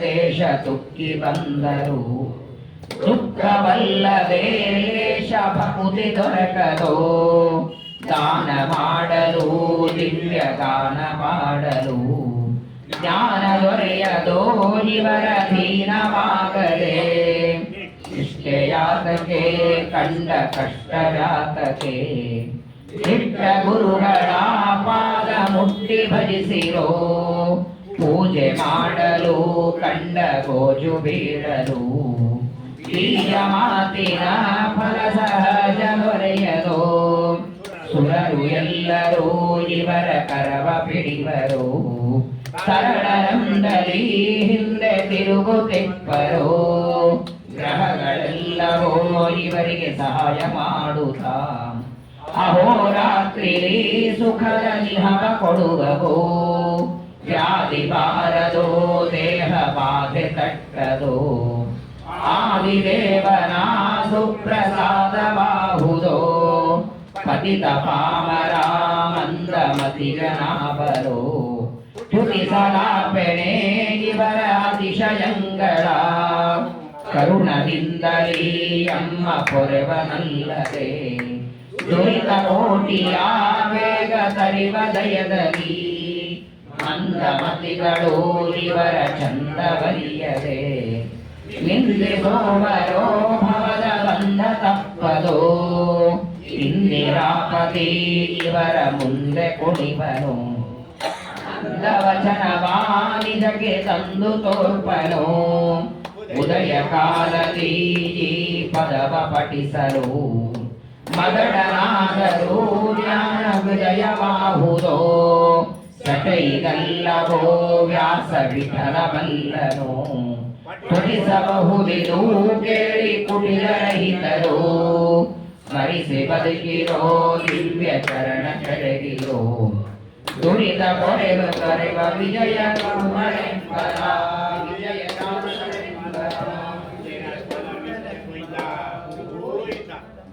ವಿಜಯದಾಸರನ್ನ ವ್ಯಾಸವಿಠಲ ಅನ್ನುವ ಅಂಕಿತದಿಂದ ಕಲ್ಲೂರು ಸುಬ್ಬಣ್ಣಾಚಾರ್ಯರು ವಿಜಯದಾಸರನ್ನು ಕುರಿತು ಸ್ತೋತ್ರ ಮಾಡ್ತಾರೆ. ಪರಮಾದ್ಭುತವಾಗಿ ಪ್ರತಿನಿತ್ಯದಲ್ಲಿ ನೀವೆಲ್ಲ ಈ ವಿಜಯದಾಸರ ಕವಚ ಹೇಳ್ತೀರಿ. ಎಷ್ಟು ಮಾರ್ಮಿಕವಾದ ವಿಚಾರಗಳಿಂದ ವಿಜಯದಾಸರನ್ನ ಸ್ತೋತ್ರ ಮಾಡ್ತಾರೆ. ಮೊದಲನೇ ಮಾತು ಸ್ಮರಿಸಿ ಬದುಕ್ರಿ. ಬದುಕೋದಂತೂ ಉಂಟಲ್ಲ ನಿಮಗೆ, ವಿಜಯದಾಸರ ಪಾದವನ್ನ ಸ್ಮರಿಸಿ ಬದುಕ್ರಿ. ಯಾಕಂದ್ರೆ ನಮ್ಮ ಜೀವನದಲ್ಲಿ ಬೇಕಾಗುವ ಜ್ಞಾನ, ಸಂಪತ್ತು, ಆಯುಷ್ಯ, ಆರೋಗ್ಯ ಎಲ್ಲ ಒಬ್ಬ ವ್ಯಕ್ತಿಯಿಂದ ಸಿಗತ್ತೆ. ಹರಿದ್ವಾರಕ್ಕೆ ಹೋಗಿದ್ವಿ, ಕಾಶಿಗೆ ಹೋಗಿದ್ವಿ, ಗಂಗಾ ಸ್ನಾನ ಮಾಡಿದ್ರಿ, ಲಾಭ ಏನು? ಗಂಗೆ ಮಿಂದರೆ ಮಲವು ಹಿಂಗಿತ್ತು ಅಟ್ಟೆ. ಗಂಗೆಯಲ್ಲಿ ಮಿಂದರೆ ದೇಹದ ಮಲವು ಹಿಂಗಿತು. ರಂಗ ಒಲಿದನ, ರಂಗ ಒಲಿಯೋದಕ್ಕೆ ಬರೀ ಗಂಗೆ ಮಿಂದರೆ ಸಾಲೋದಿಲ್ಲ, ಸಜ್ಜನರ ಸಂಘ ಬೇಕು ಅಂತಾರೆ ವಿಜಯದಾಸರನ್ನ. ಜ್ಞಾನಿಗಳ ಸಂಘ ಯಾಕೆ ಬೇಕು? ದೊಡ್ಡವರ ಸಂಘ ಯಾಕೆ ಬೇಕು? ಶನಿ ಬಾಧೆ ಇದೆ, ರಾಹು ಕಾಟ ಇದೆ, ಮಗನ್ ಮದುವೆ ಆಗ್ತಿಲ್ಲ, ಕಿರಿಕಿರಿ ಆಗಿದೆ, ಜಗಳ ಆಗಿದೆ, ನವಗ್ರಹಗಳ ಬಾಧೆ, ಏನ್ ಜಪ ಮಾಡಬೇಕು, ಹೋಮ ಮಾಡಬೇಕು, ಆಚಾರಿಗೆ ಹೋಗಿ ನೂರಾರು ಪ್ರಶ್ನೆ ಕೇಳಬೇಡಿಪಾ. ವಿಜಯದಾಸರ ಪಾದವನ್ನ ಗಟ್ಟಿಯಾಗಿ ನಂಬಿ ಗ್ರಹಗಳೆಲ್ಲವೂ ಇವರಿಗೆ ಸಹಾಯ ಮಾಡುತ್ತಾ ಅಹೋರಾತ್ರಿಯಲ್ಲಿ ಸುಖದ ನಿಹವ ಕಡುವವು ಅಂತಾರೆ. ನಮ್ಮ ವಿಜಯದಾಸರು ತಮ್ಮ ಜೀವನ ಕಾಲದಲ್ಲಿ ಎಷ್ಟೆಷ್ಟು ಊರುಗಳಿಗೆ ಯಾತ್ರೆ ಮಾಡ್ಕೊಂಡು ಬಂದಿದ್ದಾರೆ, ಯಾವ ಕ್ಷೇತ್ರಗಳಿಗೆ ಹೋಗಿ ಬಂದಿದ್ದಾರೆ, ಅದನ್ನು ಲಿಸ್ಟ್ ಮಾಡೋದ್ರೊಳಗೆ 3 ತಾಸಾಗುತ್ತೆ. ನಾವಲ್ಲಿ ಹೋಗೋದು ಬೇಡ. ಕರ್ನಾಟಕ, ಮಹಾರಾಷ್ಟ್ರ, ಆಂಧ್ರ, ತಮಿಳು ಯಾವ್ಯಾವ ಊರಲ್ಲಿ ಹೋಗಿ ಎಲ್ಲೆಲ್ಲಿ ಏನೇನು ಮಾಡಿಕೊಟ್ಟಿದ್ದಾರೆ ಅನ್ನೋದೇ. ಆದರೆ ನೋಡಿ, ಎಲ್ಲ ಕಡೆ ಹೋದರೆ ಸುಮ್ಮನೆ ತಿರುಗಿ ಬಂದಿಲ್ಲ. ಲೆಕ್ಕವಿಲ್ಲದೆ ದೇಶ ತುಕ್ಕಿ ಬಂದರು, ದುಃಖವಲ್ಲದೆ ಲೇಷ ಕುತಿ ದೊರಕದು. ಪೂಜೆ ಮಾಡಲು ಗ್ರಹಗಳೆಲ್ಲವೂ. ನಮಗಾಗುವ ರೋಗ 2, ದೇಹಕ್ಕೆ 1, ಮನಸ್ಸಿಗೆ 1. ದೇಹಕ್ಕಾಗುವ ರೋಗವನ್ನು ವ್ಯಾಧಿ ಅಂತಾರೆ, ಮನಸ್ಸಿನ ರೋಗ ಆದಿ ಅಂತಾರೆ. ವ್ಯಾಧಿ ಬಾರದೋ, ದೇಹಕ್ಕೆ ಬಾಧಿ ತಟ್ಟದೋ. ಮಾತ್ರವಲ್ಲ, ಆದಿದೇವನ ಸುಪ್ರಸಾದವಾಗುತ್ತೆ. ಮಂದಮತಿಗಳು ಏನೇನೋ ತಿಳ್ಕೊಳ್ತಾರೆ, ಇವರನ್ನ ನಿಂದೆ ಮಾಡ್ತಾರೆ, ಬೈತಾರೆ. ಇಂತಹ ವಿಜಯದಾಸರನ್ನ ಕಲ್ಲೂರು ಸುಬ್ಬಣ್ಣಾಚಾರ್ಯರು ಅದ್ಭುತವಾಗಿ ಸ್ತೋತ್ರ ಮಾಡ್ತಾರೆ. ವಿಜಯದಾಸರ ಕವಚವೇ ಒಂದು 3 ದಿನ ಪ್ರವಚನ ಹೇಳುವಷ್ಟಿದೆ. ಅಂತಹ ವಿಜಯದಾಸರನ್ನು ಅನೇಕ ಜ್ಞಾನಿಗಳು, ಯತಿಗಳು ಸ್ತೋತ್ರವನ್ನು ಮಾಡ್ತಾರೆ. ಸಾಕ್ಷಾತ್ ಪರಮಾತ್ಮನ ದರ್ಶನಕ್ಕೆ ತಿರುಪತಿಗೆ ಬಂದರೆ ಪರಮಾತ್ಮನ ದರ್ಶನ ಆಗಿ ನೀನು ನೋಡ್ಲಿಕ್ಕೆ ಬಂದಿಲ್ಲ, ನಿನ್ನ ಭಕ್ತರನ್ನು ನೋಡ್ಲಿಕ್ಕೆ ಬಂದೇನೆ ಅಂತ. ನಿನ್ನ ದರ್ಶನಕ್ಕೆ ಬಂದವನಲ್ಲವೋ, ನಿನ್ನ ಪುಣ್ಯವಂತರ ದಿವ್ಯ ಚರಣ ನೋಡಲು ಬಂದೆ. ಅದೆಷ್ಟು ಪ್ರೀತಿ ವಿಜಯದಾಸರ ಮೇಲೆ ಪರಮಾತ್ಮನಿಗೆ. ಆ ವಿಜಯದಾಸರ, ಗೋಪಾಲದಾಸರ ಅನುಗ್ರಹದಿಂದ ಜಗನ್ನಾಥದಾಸರಿಗೆ ಎಂಥ ದೊಡ್ಡ ಅನುಗ್ರಹವನ್ನು ಮಾಡಿದವರು. ವಿಜಯದಾಸರ ಬಗ್ಗೆ ಹೇಳಬೇಕಾದದ್ದಿದೆ, ಇನ್ನೂ ಯಾಯಿವಾರ ಆಗಬೇಕು, ಬೇಕಾದಷ್ಟು ಕಾರ್ಯಕ್ರಮಗಳಿದೆ. ವಿಜಯದಾಸರ ಚರಿತ್ರೆ ಹೇಳದ್ದಲ್ಲ, ನಾನು 11 ಗಂಟೆಗೆ ಬಂದರೂ 11:30 ಬಂದ್ರೂ ಒಂದು ದಿನದಲ್ಲಿ ಕೇಳಿ ಮುಗಿಸುವ ಚರಿತ್ರೆ ಅಲ್ಲ. 3 ತಿಂಗಳು, 6 ತಿಂಗಳು, ವರ್ಷಾನುಗಟ್ಟಲೆ ಕೇಳಬೇಕಾದದ್ದು. ಅದ್ಭುತವಾದಂತಹ ಮಹಿಮೆ. ಒಂದು ವಿಜಯದಾಸರ ಕಥೆಗಳ ಇಂಡೆಕ್ಸ್ ಓದ್ತಾ ಹೋದರೆ ಸಾಕು. ಅವರು ಮಾಡಿದ ಪವಾಡಗಳು. ಯಾವ ಕೇಶವರಾಯ ಅಂತ ಈಗ ಹೇಳದ್ನಲ್ಲ, 2 ದಿನ ಊಟ ಮಾಡದೇ ಇದ್ದದ್ದರಿಂದ ಧನುರ್ಮಾಸದಲ್ಲಿ ಊಟಕ್ಕೆ ಹಾಕ್ತಾನೆ. ಇವರು ಅವನ ಮನೆಯಲ್ಲಿ ಊಟ ಮಾಡಿದ್ದು ಇನ್ನೂ ದಾಸರಾಗೋದಕ್ಕೆ ಮೊದಲು, ಕೂಸಿ ಮಗ ಇದ್ದಾಗ. ಇವರು ದಾಸರಾದ ಮೇಲೆ ಒಂದು ದಿನ ಆ ಕೇಶವರಾಯನ ಮಗನ ಮದುವೆ ಗೊತ್ತಾಯಿತು. ನೀವು ಬರಲೇಬೇಕು ಮದುವೆಗೆ ಅಂತ ಆಗ್ರಹ ಮಾಡ್ತಾನೆ ವಿಜಯದಾಸರಿಗೆ. ಅವತ್ತು ಹುಗ್ಗಿ ಊಟ ಹಾಕಿದ್ದು. ಸರಿಯಪ್ಪ ಬರ್ತೇನೆ, ಅದೊಂದು ಋಣ ಇತ್ತಲ್ಲ ತಲೆ ಮೇಲೆ. ಗೋಪಾಲದಾಸರು, ವಿಜಯದಾಸರು ಇಬ್ಬರು ಬಂದಿದ್ದಾರಂತೆ. ಎಲ್ಲ ಮದುವೆ ಕಾರ್ಯಕ್ರಮ ನಡೆಯಲಿ, ನಾವು ದೇವಸ್ಥಾನದಲ್ಲಿ ಅನೇಕ ಮಾಡ್ಕೊಂಡು ಕೂತಿರ್ತೇವೆ, ಆಮೇಲೆ ಆಶೀರ್ವಾದಕ್ಕೆ ಬರ್ತೇವೆ ಅಂತ ಹೇಳಿದ್ದಾರೆ. ಮದುವೆ ಕಾರ್ಯಕ್ರಮ ನಡೀತಾ ಇದೆ. ಮದುಮಗಳು ಅಕ್ಷತಾ ಮಂಟಪಕ್ಕೆ ಬಂದು ನಿಂತಿದ್ದಾಳೆ. ಮದುಮಗ ಬರಬೇಕಾದರೆ ದೇವರ ಮನೆ ಹಣೆಗೆ ತಾಕಿ ನೆಲಕ್ಕೆ ಬಿದ್ದು ಸತ್ತೋಗಿಬಿಟ್ಟು. ಆಗಿನ ಕಾಲದೆಲ್ಲ ದೇವರ ಮನೆ ಬಾಗಿಲು ಚಿಕ್ಕ ಇರೋದು. ಈಗಲೂ ಎಷ್ಟೋ ಮನೆ ದೇವರ ಮನೆ ಬಾಗಿಲು ಚಿಕ್ಕದು ಮಾಡ್ತಾರೆ. ಯಾಕಂದ್ರೆ ಯಾರ ಮುಂದೆ ಬಾಗಿಲನ್ನು ಅವನ ಮುಂದರೆ ಬಾಗು ಅಂತ, ಅಲ್ಲಿ ಬಾಗಿ ಹೋಗ್ಬೇಕು ಒಳಗೆ ಅಂತ ದೇವರ ಮನೆ ಬಾಗಿಲು ತಾಕೊಂಡು ನೆಲಕ್ಕೆ ಬಿಡ್ತಾನೆ. ಎಲ್ಲ ಕಡೆಗೆ ದೊಡ್ಡ ಆಹಾಕಾರ ಶುರುವಾಯಿತು. ವಿಜಯದಾಸರಿಗೆ ಗೊತ್ತಾಯಿತು. ಗೋಪಾಲದಾಸರ ಜೊತೆಗೆ ಬರ್ತಾರೆ. ನಾನು 3 ಬಾರಿ ಕಾಶಿ ಯಾತ್ರೆ ಮಾಡಿದ್ದೇನೆ, ಅದರಲ್ಲಿ 1 ಬಾರಿ ಕಾಶಿ ಯಾತ್ರೆ, 1 ಬಾರಿ ಗಂಗಾ ಸ್ನಾನದ ಪುಣ್ಯ ಕೊಡ್ತೇನೆ ಅಂತ ತಲೆ ಮೇಲೆ ಕೈ ಇಡ್ತಾರೆ. ಸತ್ತವನು ಬದುಕೂತಿದ್ದ. ಪುಣ್ಯದಿಂದಲೂ ಅನೇಕ ಜನರನ್ನ ಎಬ್ಬಿಸಿ ಉದ್ಧಾರ ಮಾಡಿದಂತಹ ಗುರುಗಳು. ಅವರ ಬಗ್ಗೆ ಹೇಳಬೇಕಾದದ್ದು ವಿಶೇಷವಾಗಿ ಸುಳಾದಿದಾಸರಂತೆ ಪ್ರಸಿದ್ಧರಾದದ್ದು. ಕಪಿಲ ಸುಳಾದಿ, ಹಯಗ್ರೀವ ಸುಳಾದಿ, ನರಸಿಂಹ ಸುಳಾದಿ, ಧನ್ವಂತರಿ ಸುಳಾದಿ, ಸಮಗ್ರ ಸಪ್ತಮ ಸ್ಕಂದದ ನರಸಿಂಹದೇವರ ಚರಿತ್ರೆಯನ್ನು ಸಂಪೂರ್ಣವಾಗಿ ನರಸಿಂಹ ಸುಳಾದಿಗೆ ತಂದಿಟ್ಟಿದ್ದಾರೆ. ಸುಳಾದಿಗಳನ್ನೇ ಪ್ರತ್ಯೇಕವಾಗಿ ಒಂದೊಂದು ಸುಳಾದಿಯನ್ನು ನಾವು ತಿಳ್ಕೊಳ್ಳಬೇಕಾದದ್ದು. ವೀರ ಸಿಂಹನೇ ನಾರಸಿಂಹನೇ ದಯಾಪರ ಪರಮಾತ್ಮನನ್ನ ನರಸಿಂಹದೇವರ ಸ್ತೋತ್ರ ಮಾಡ್ತಾರೆ. ಕಪಿಲ ಪರಮಾತ್ಮನ ಸುಳಾದಿ ಕಪಿಲ ಸುಳಾದಿಯನ್ನು ನೀವೆಲ್ಲ ನಿತ್ಯದಲ್ಲಿ ಪಠನ ಮಾಡ್ತೀರಿ. ಕಪಿಲ ಕಪಿಲ ಎಂದು ಪ್ರಾತಃ ಕಾಲದೊಳೆದ್ದು ಸಪುತ ಸಾರಿ ನಾಲಿಗೆಯಲ್ಲಿ ನುಡಿದ ಮಾನವಗೆ ಅಪಜಯ ಮೊದಲಾದ ಕ್ಲೇಶಗಳೊಂದಿಲ್ಲ ಅಪರಿಮಿತ ಸೌಖ್ಯ ಅವನ ಕುಲಕೋಟಿಗೆ. ಅದ್ಭುತವಾಗಿ ಕಪಿಲ ಪರಮಾತ್ಮ ಸ್ತೋತ್ರ ಮಾಡ್ತಾರೆ. ಅಂತಹ ಸುಳಾದಿಗಳು ಹಾಡುಗಳು ಉಗಾಭೋಗ ಜಗತ್ತಿಗೆ ಕೊಟ್ಟವರು. ಒಂದು ಬಾರಿ ವಿಜಯದಾಸರು ಸಂಚಾರ ಮಾಡ್ತಾ ತಮ್ಮ ಚಿಪ್ಪಗಿರಿಗೆ ಬರ್ತಿದ್ರಂತೆ. ಬರುವಾಗ ಇದೇ ಕಾರ್ತಿಕ ಮಾಸದ ದೀಪಾವಳಿ, ಎಲ್ಲ ಶಿಷ್ಯರಿಗೆಲ್ಲ ದೀಪಾವಳಿ ಮನೆಯಲ್ಲಿ ಮಾಡಬೇಕನ್ನುವ ಆ ಥರ ಒಂದು ದೊಡ್ಡ ಅಡವಿಯಲ್ಲಿ ಮಾಡೋ ಪ್ರಸಂಗ ಬಂತು. ಏನಿದು ದೀಪಾವಳಿ ಅಂತ ದುಃಖ ಪಡುವಾಗ ಆಗಿಂದಾಗ ಹಬ್ಬ ಸುಳಾದಿ ಅಂತ ಒಂದು ಸುಳಾದಿಯನ್ನು ರಚನೆ ಮಾಡಿ ನಿಜವಾದ ಹಬ್ಬಗಳಂದ್ರೇನು, ಯಾವುದನ್ನು ಹಬ್ಬ ಅಂತ ಕರಿಬೇಕು ಅಂತ ಆ ಸುಳಾದಿಯಲ್ಲಿ ಪರಮಾತ್ಮನ ನಾಮಸ್ಮರಣೆ ಎಂದು ನಾಲಿಗೆಗೆ ಬರುತ್ತೆ, ಅವತ್ತೇ ಹಬ್ಬ. ದೇವರ ಕಥಾಮೃತ ಕಿವಿಗೆ ಸಿಕ್ಕರೆ ಅದೇ ದೊಡ್ಡ ಹಬ್ಬ. ಭಗವಂತನ ನೈವೇದ್ಯದ ಊಟ ಸಿಕ್ಕರೆ ಹಬ್ಬ ಅಂತ ದೊಡ್ಡ ಸುಳಾದಿಯನ್ನು ಬರೆದುಕೊಡ್ತಾರೆ. ಹೀಗೆ ಸುಳಾದಿ ದಾಸರಂತೆ ಪ್ರಸಿದ್ಧರಾದಂತಹ ವಿಜಯದಾಸರು ಅನೇಕ ಹಾಡುಗಳನ್ನು ಬರೆದು ಭಗವಂತನ ಸೇವೆಯನ್ನು ಮಾಡಿ ಇವತ್ತು ಕಾರ್ತಿಕ ಮಾಸದ ಶುಕ್ಲ ಪಕ್ಷ ದಶಮಿ ದೇಹವನ್ನು ಬಿಟ್ಟು ತಮ್ಮ ಪರಂಧಾಮಕ್ಕೆ ಪ್ರಯಾಣವನ್ನು ಮಾಡಿದ ದಿನ ನಾವೆಲ್ಲರೂ ಅವರ ಆರಾಧನೆಯನ್ನು ಮಾಡ್ತಾ ಇದ್ದೇವೆ. ನಿಜವಾಗಿಯೂ ಇದೊಂದು ರೀತಿ ನಾವು ಮಾಡೋದು ತಪ್ಪೇ ಇದು. ವಿಜಯದಾಸರ ಆರಾಧನೆಯಲ್ಲಿ ಅವರ ಚರಿತ್ರೆ ಸಂಪೂರ್ಣ ಕೇಳದೆ ಅರ್ಧಕ್ಕೆ ಬಿಡೋದಿದೆಯಲ್ಲ, ಇದಕ್ಕಿಂತ ದೊಡ್ಡ ತಪ್ಪು ಇನ್ನೊಂದಿಲ್ಲ. ಆದರೆ ವಿಜಯದಾಸರ ಚರಿತ್ರೆ ಒಂದು ಸಮುದ್ರ ಇದ್ದ ಹಾಗೆ. ಸಮುದ್ರವನ್ನು ಇಲ್ಲಿ ನಿಂತರೆ ದಂಡೆ ಕಾಣಲ್ಲ, ಅಥವಾ ನಿಂತುಕೊಂಡೇ ಅದರ ಆಳ ಗೊತ್ತಾಗಲ್ಲ. ಆಗ ವಿಜಯದಾಸರ ಚರಿತ್ರೆಗೆ ಕೊನೆ ಇಲ್ಲ, ಪರಮಾನಂದವಾಗುತ್ತೆ ಗುರುಗಳ ಬಗ್ಗೆ ಕೇಳ್ತಾ ಹೋದರೆ.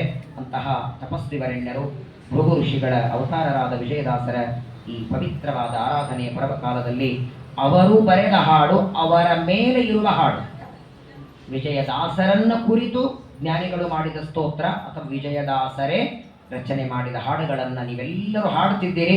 ಹಾಡುವಾಗ ಆ ಹಾಡಿನ ಒಂದು ವಾಕ್ಯದ ಅರ್ಥ ನಿಮಗಾದರೆ ಅದಕ್ಕಿಂತ ದೊಡ್ಡ ಆರಾಧನೆ ಇನ್ನೊಂದಿಲ್ಲ. ಅತ್ಯಂತ ರಹಸ್ಯವಾದ ಶ್ರೀಮದ್ ಆಚಾರ್ಯರ ಗ್ರಂಥಗಳನ್ನೆಲ್ಲ ತಮ್ಮ ಹಾಡುಗಳಲ್ಲಿ ತಂದು ಜಗತ್ತಿಗೆ ಕೊಟ್ಟಂತಹ ವಿಜಯದಾಸರನ್ನ ಅವರ ಸ್ಮರಣೆ ಮಾಡೋದು ಹೊರತು ನಮಗೆ ಬೇರೆ ಗತಿ ಇಲ್ಲ. ಅವರ ಸ್ಮರಣೆನೇ ದೊಡ್ಡ ಆರಾಧನೆ. ಅಂತಹ ವಿಜಯದಾಸರ ಆರಾಧನೆಯನ್ನ ಇವತ್ತಿನ ಪರ್ವಕಾಲದಲ್ಲಿ ವೈಭವದಿಂದ ಮಾಡಿ ವಿಜಯದಾಸರಿಗೆ ಪ್ರಿಯವಾದ ಯಾಯಿವಾರದ ಕಾರ್ಯಕ್ರಮ ಆಗುತ್ತೆ. ಈ ಆರಾಧನೆಯ ಸಂಪೂರ್ಣ ಖರ್ಚು, ಒಂದು ಚಪ್ಪಾಳಿ ಆಗಬೇಕಾದ್ರೆ 2 ಕೈ ಸೇರಬೇಕು ಅಲ್ವೇ? ಒಂಟ ಕೈಯಿಂದ ಚಪ್ಪಾಳಿ ಬಾರಿಸಲಿಕ್ಕೆ ಆಗಲ್ಲ. ಮತ್ತು ಒಂದು ಕಾರ್ಯಕ್ರಮ ಆಗಬೇಕಾದ್ರೆ ಎಲ್ಲರೂ ಸೇರಿದ್ರೆ ಆಗುತ್ತೆ. ಅದಕ್ಕೆ ಪಾಪ ತನು ಮನ ಧನ ಅಂತ 3 ಸೇರಿಸ್ಬಿಟ್ಟಿರ್ತಾರೆ. ಹಾಗಾಗಿ ಇವೆಲ್ಲ ತನುದಿಂದಲೂ ಸಹಾಯ ಮಾಡಿದ್ದೀರಿ, ಧನದಿಂದಲೂ ಮಾಡಿದ್ದೀರಿ, ಮನಸ್ಸಿಂದ ಸದ್ಯ ಮಾಡ್ತಿದ್ದೀರಿ. ಹಾಗಾಗಿ ವಿಜಯದಾಸರ ಆರಾಧನೆಗೆ ಬಂದ ನಿಮಗೆಲ್ಲರಿಗೂ ಆರಾಧನೆಗಾಗಿ ತಮ್ಮ ವಿಶೇಷ ಸೇವೆಯನ್ನು ಮಾಡಿದ ಎಲ್ಲ ಅವರವರ ಗೋತ್ರ, ಅವರವರ ನಕ್ಷತ್ರ ರಾಶಿ ಯಾರ್ಯಾರು ಸೇವೆ ಮಾಡಿದ್ದಾರೆ, ಅದು ಅಲಂಕಾರಕ್ಕೆ ಹೂವು ತಂದು ಕೊಟ್ಟ ಸೇವೆ ಇರಬಹುದು, ಅನ್ನದಾನ ಇರ್ಬೋದು, ಎಲೆ ಸೇವೆ ಇರ್ಬೋದು, ಎಂಜಿಲು ಹೋಮ ಇರ್ಬೋದು, ಊಟ ಇರಬಹುದು, ಎಲ್ಲ ಸೇವೆಗಳಿಗೆ ಒಂದೇ ಫಲ. ವಿಜಯದಾಸರ ಸಂತುಷ್ಟರಾಗಿ ಅವರು ವಿಶೇಷವಾಗಿ ಅನುಗ್ರಹ ಮಾಡಿ ನಮಗಿನ್ನೇನು ಬೇಡ. ವಿಜಯದಾಸರ ಅನುಗ್ರಹದಿಂದ ಇರೋದಕ್ಕೆ ಮನೆ ಇದೆ, ಊಟಕ್ಕೆ ಅನ್ನ ಇದೆ, ಕಾರು ಬಂಗ್ಲಾ ಗಾಡಿ ಪಂಚ ಎಲ್ಲ ಇದೆ. ಅವರ ಶ್ಲೋಕದಲ್ಲಿ ಹೇಳಿದ ಹಾಗೆ ಅಜ್ಞಾನ ತಿಮಿರಚ್ಛೇದಂ ಬುದ್ಧಿ ಸಂಪತ್ಪ್ರದಾಯಕಂ ವಿಜ್ಞಾನ ವಿಮಲಂ ಶಾಂತಂ ವಿಜಜಕ್ಷೆ ಗುರುಂಬಜೆ. ಅಜ್ಞಾನವೆಂಬ ಕತ್ತಲೆಯನ್ನು ಕಳೆದು ದೇವರ ಸುಜ್ಞಾನವೆಂಬ ಬೆಳಕನ್ನು ಕೊಟ್ಟು ಆಯುಷ್ಯ ಇರೋವರೆಗೆ ಭಗವಂತನ ಕಥಾಮೃತ ಶ್ರವಣ ಮಾಡುವ, ದೇವರ ನಾಮಸ್ಮರಣೆ ಮಾಡುವ ಸೌಭಾಗ್ಯವನ್ನು ವಿಜಯದಾಸರು ನಮಗೆ ನಿಮಗೆ ನಿತ್ಯದಲ್ಲಿ ಕೊಡಲಿ, ನಮ್ಮ ಆಯುಷ್ಯ ಸಾರ್ಥಕವಾಗುವ ರೀತಿಯಲ್ಲಿ ಮಾಡಲಿ ಅಂತ ಆರಾಧನೆಯ ಪರ್ವಕಾಲದಲ್ಲಿ ಕೋಟಿ ಕೋಟಿ ನಮಸ್ಕಾರವನ್ನು ವಿಜಯದಾಸರ ಪಾದಗಳಲ್ಲಿ ಮಾಡ್ತಾ ಮತ್ತೊಮ್ಮೆ ನೋಡಿ, ವಿಜಯದಾಸರ ಚರಿತ್ರೆ ಕೇಳೋದಕ್ಕೆ ಆರಾಧನೆ ಬೇಕು ಅಂತೇನು ಕಾಯಬೇಕಾಗಿಲ್ಲ. ಯಾವುದೇ ಗುರುಗಳ ಬಗ್ಗೆ ಕೇಳಲಿಕ್ಕೆ ಆರಾಧನೆ ಬೇಕು ಅಂತಿಲ್ಲ. ಪ್ರತ್ಯೇಕವಾಗಿಯೂ ಒಂದು 2 ಬಾರಿ 3 ದಿನ 3 ದಿನವೋ 4 ದಿನವೋ ಒಂದು 5 ದಿನವೋ ವಿಜಯದಾಸರ ಹಾಡು ಅಥವಾ ಅವರ ಚರಿತ್ರೆ, ಅವರ ಉಗಾಭೋಗಗಳು, ಸುಳಾದಿಗಳ ಬಗ್ಗೆ ಮತ್ತೊಮ್ಮೆ ಪ್ರವಚನವನ್ನು ಮಾಡೋಣ. ವಿಜಯದಾಸ ಅಂತರ್ಯಾಮಿಯಾದ ಸರ್ವೋತ್ತಮನಾದ ಅನಂತಗುಣ ಪರಿಪೂರ್ಣನಾದ ವೇದವ್ಯಾಸ ದೇವರು ಎಲ್ಲರಿಗೂ ಮಂಗಲವನ್ನು ಉಂಟು ಮಾಡಲಿ. ಇದೇ ರೀತಿ ನಿಮ್ಮಿಂದ ಇನ್ನಷ್ಟು ಭಜನೆ, ಪಾರಾಯಣ, ಪ್ರವಚನ, ಪಾಠ ಈ ಕಾರ್ಯವನ್ನು ದೇವರು ಯಶಸ್ವಿಯಾಗಿ ಮಾಡಲಿ. ಇವತ್ತು ನಾವು ಮಾಡಿದ ಆರಾಧನೆ ಅದು ನಮಗೆ ಮಾತ್ರ ಸಂತೋಷ ಆಗೋದು ಬೇಡ, ಆರಾಧನೆ ಮಾಡಿಸಿಕೊಂಡ ವಿಜಯದಾಸರಿಗೆ ಆರಾಧನೆಯಿಂದ ಸಂತೋಷವಾಗಿ ನಿರಂತರವಾಗಿ ನಮ್ಮನ್ನು ಹರಿಸಿ ನಾವೆಲ್ಲರೂ ಸದಾಕಾಲದಲ್ಲಿ ಭಗವಂತನ ಸೇವೆ ಮಾಡುವಂತೆ ವಿಜಯದಾಸರ ಅನುಗ್ರಹವನ್ನು ಮಾಡಲಿ ಅಂತ ಪ್ರಾರ್ಥನೆ ಮಾಡ್ತಾ ಒಂದೆರಡು ಮಾತುಗಳನ್ನು ವಿಜಯದಾಸರ ಅಂತರ್ಯಾಮಿಯಾದ ಪರಮಾತ್ಮನ ಪಾದಗಳಲ್ಲಿ ಸಮರ್ಪಣೆ ಮಾಡ್ತಿದ್ದೆ. ಹರತೀರವನ್ನು ಪ್ರಾಣಾಂತರ್ಗತ ಶ್ರೀ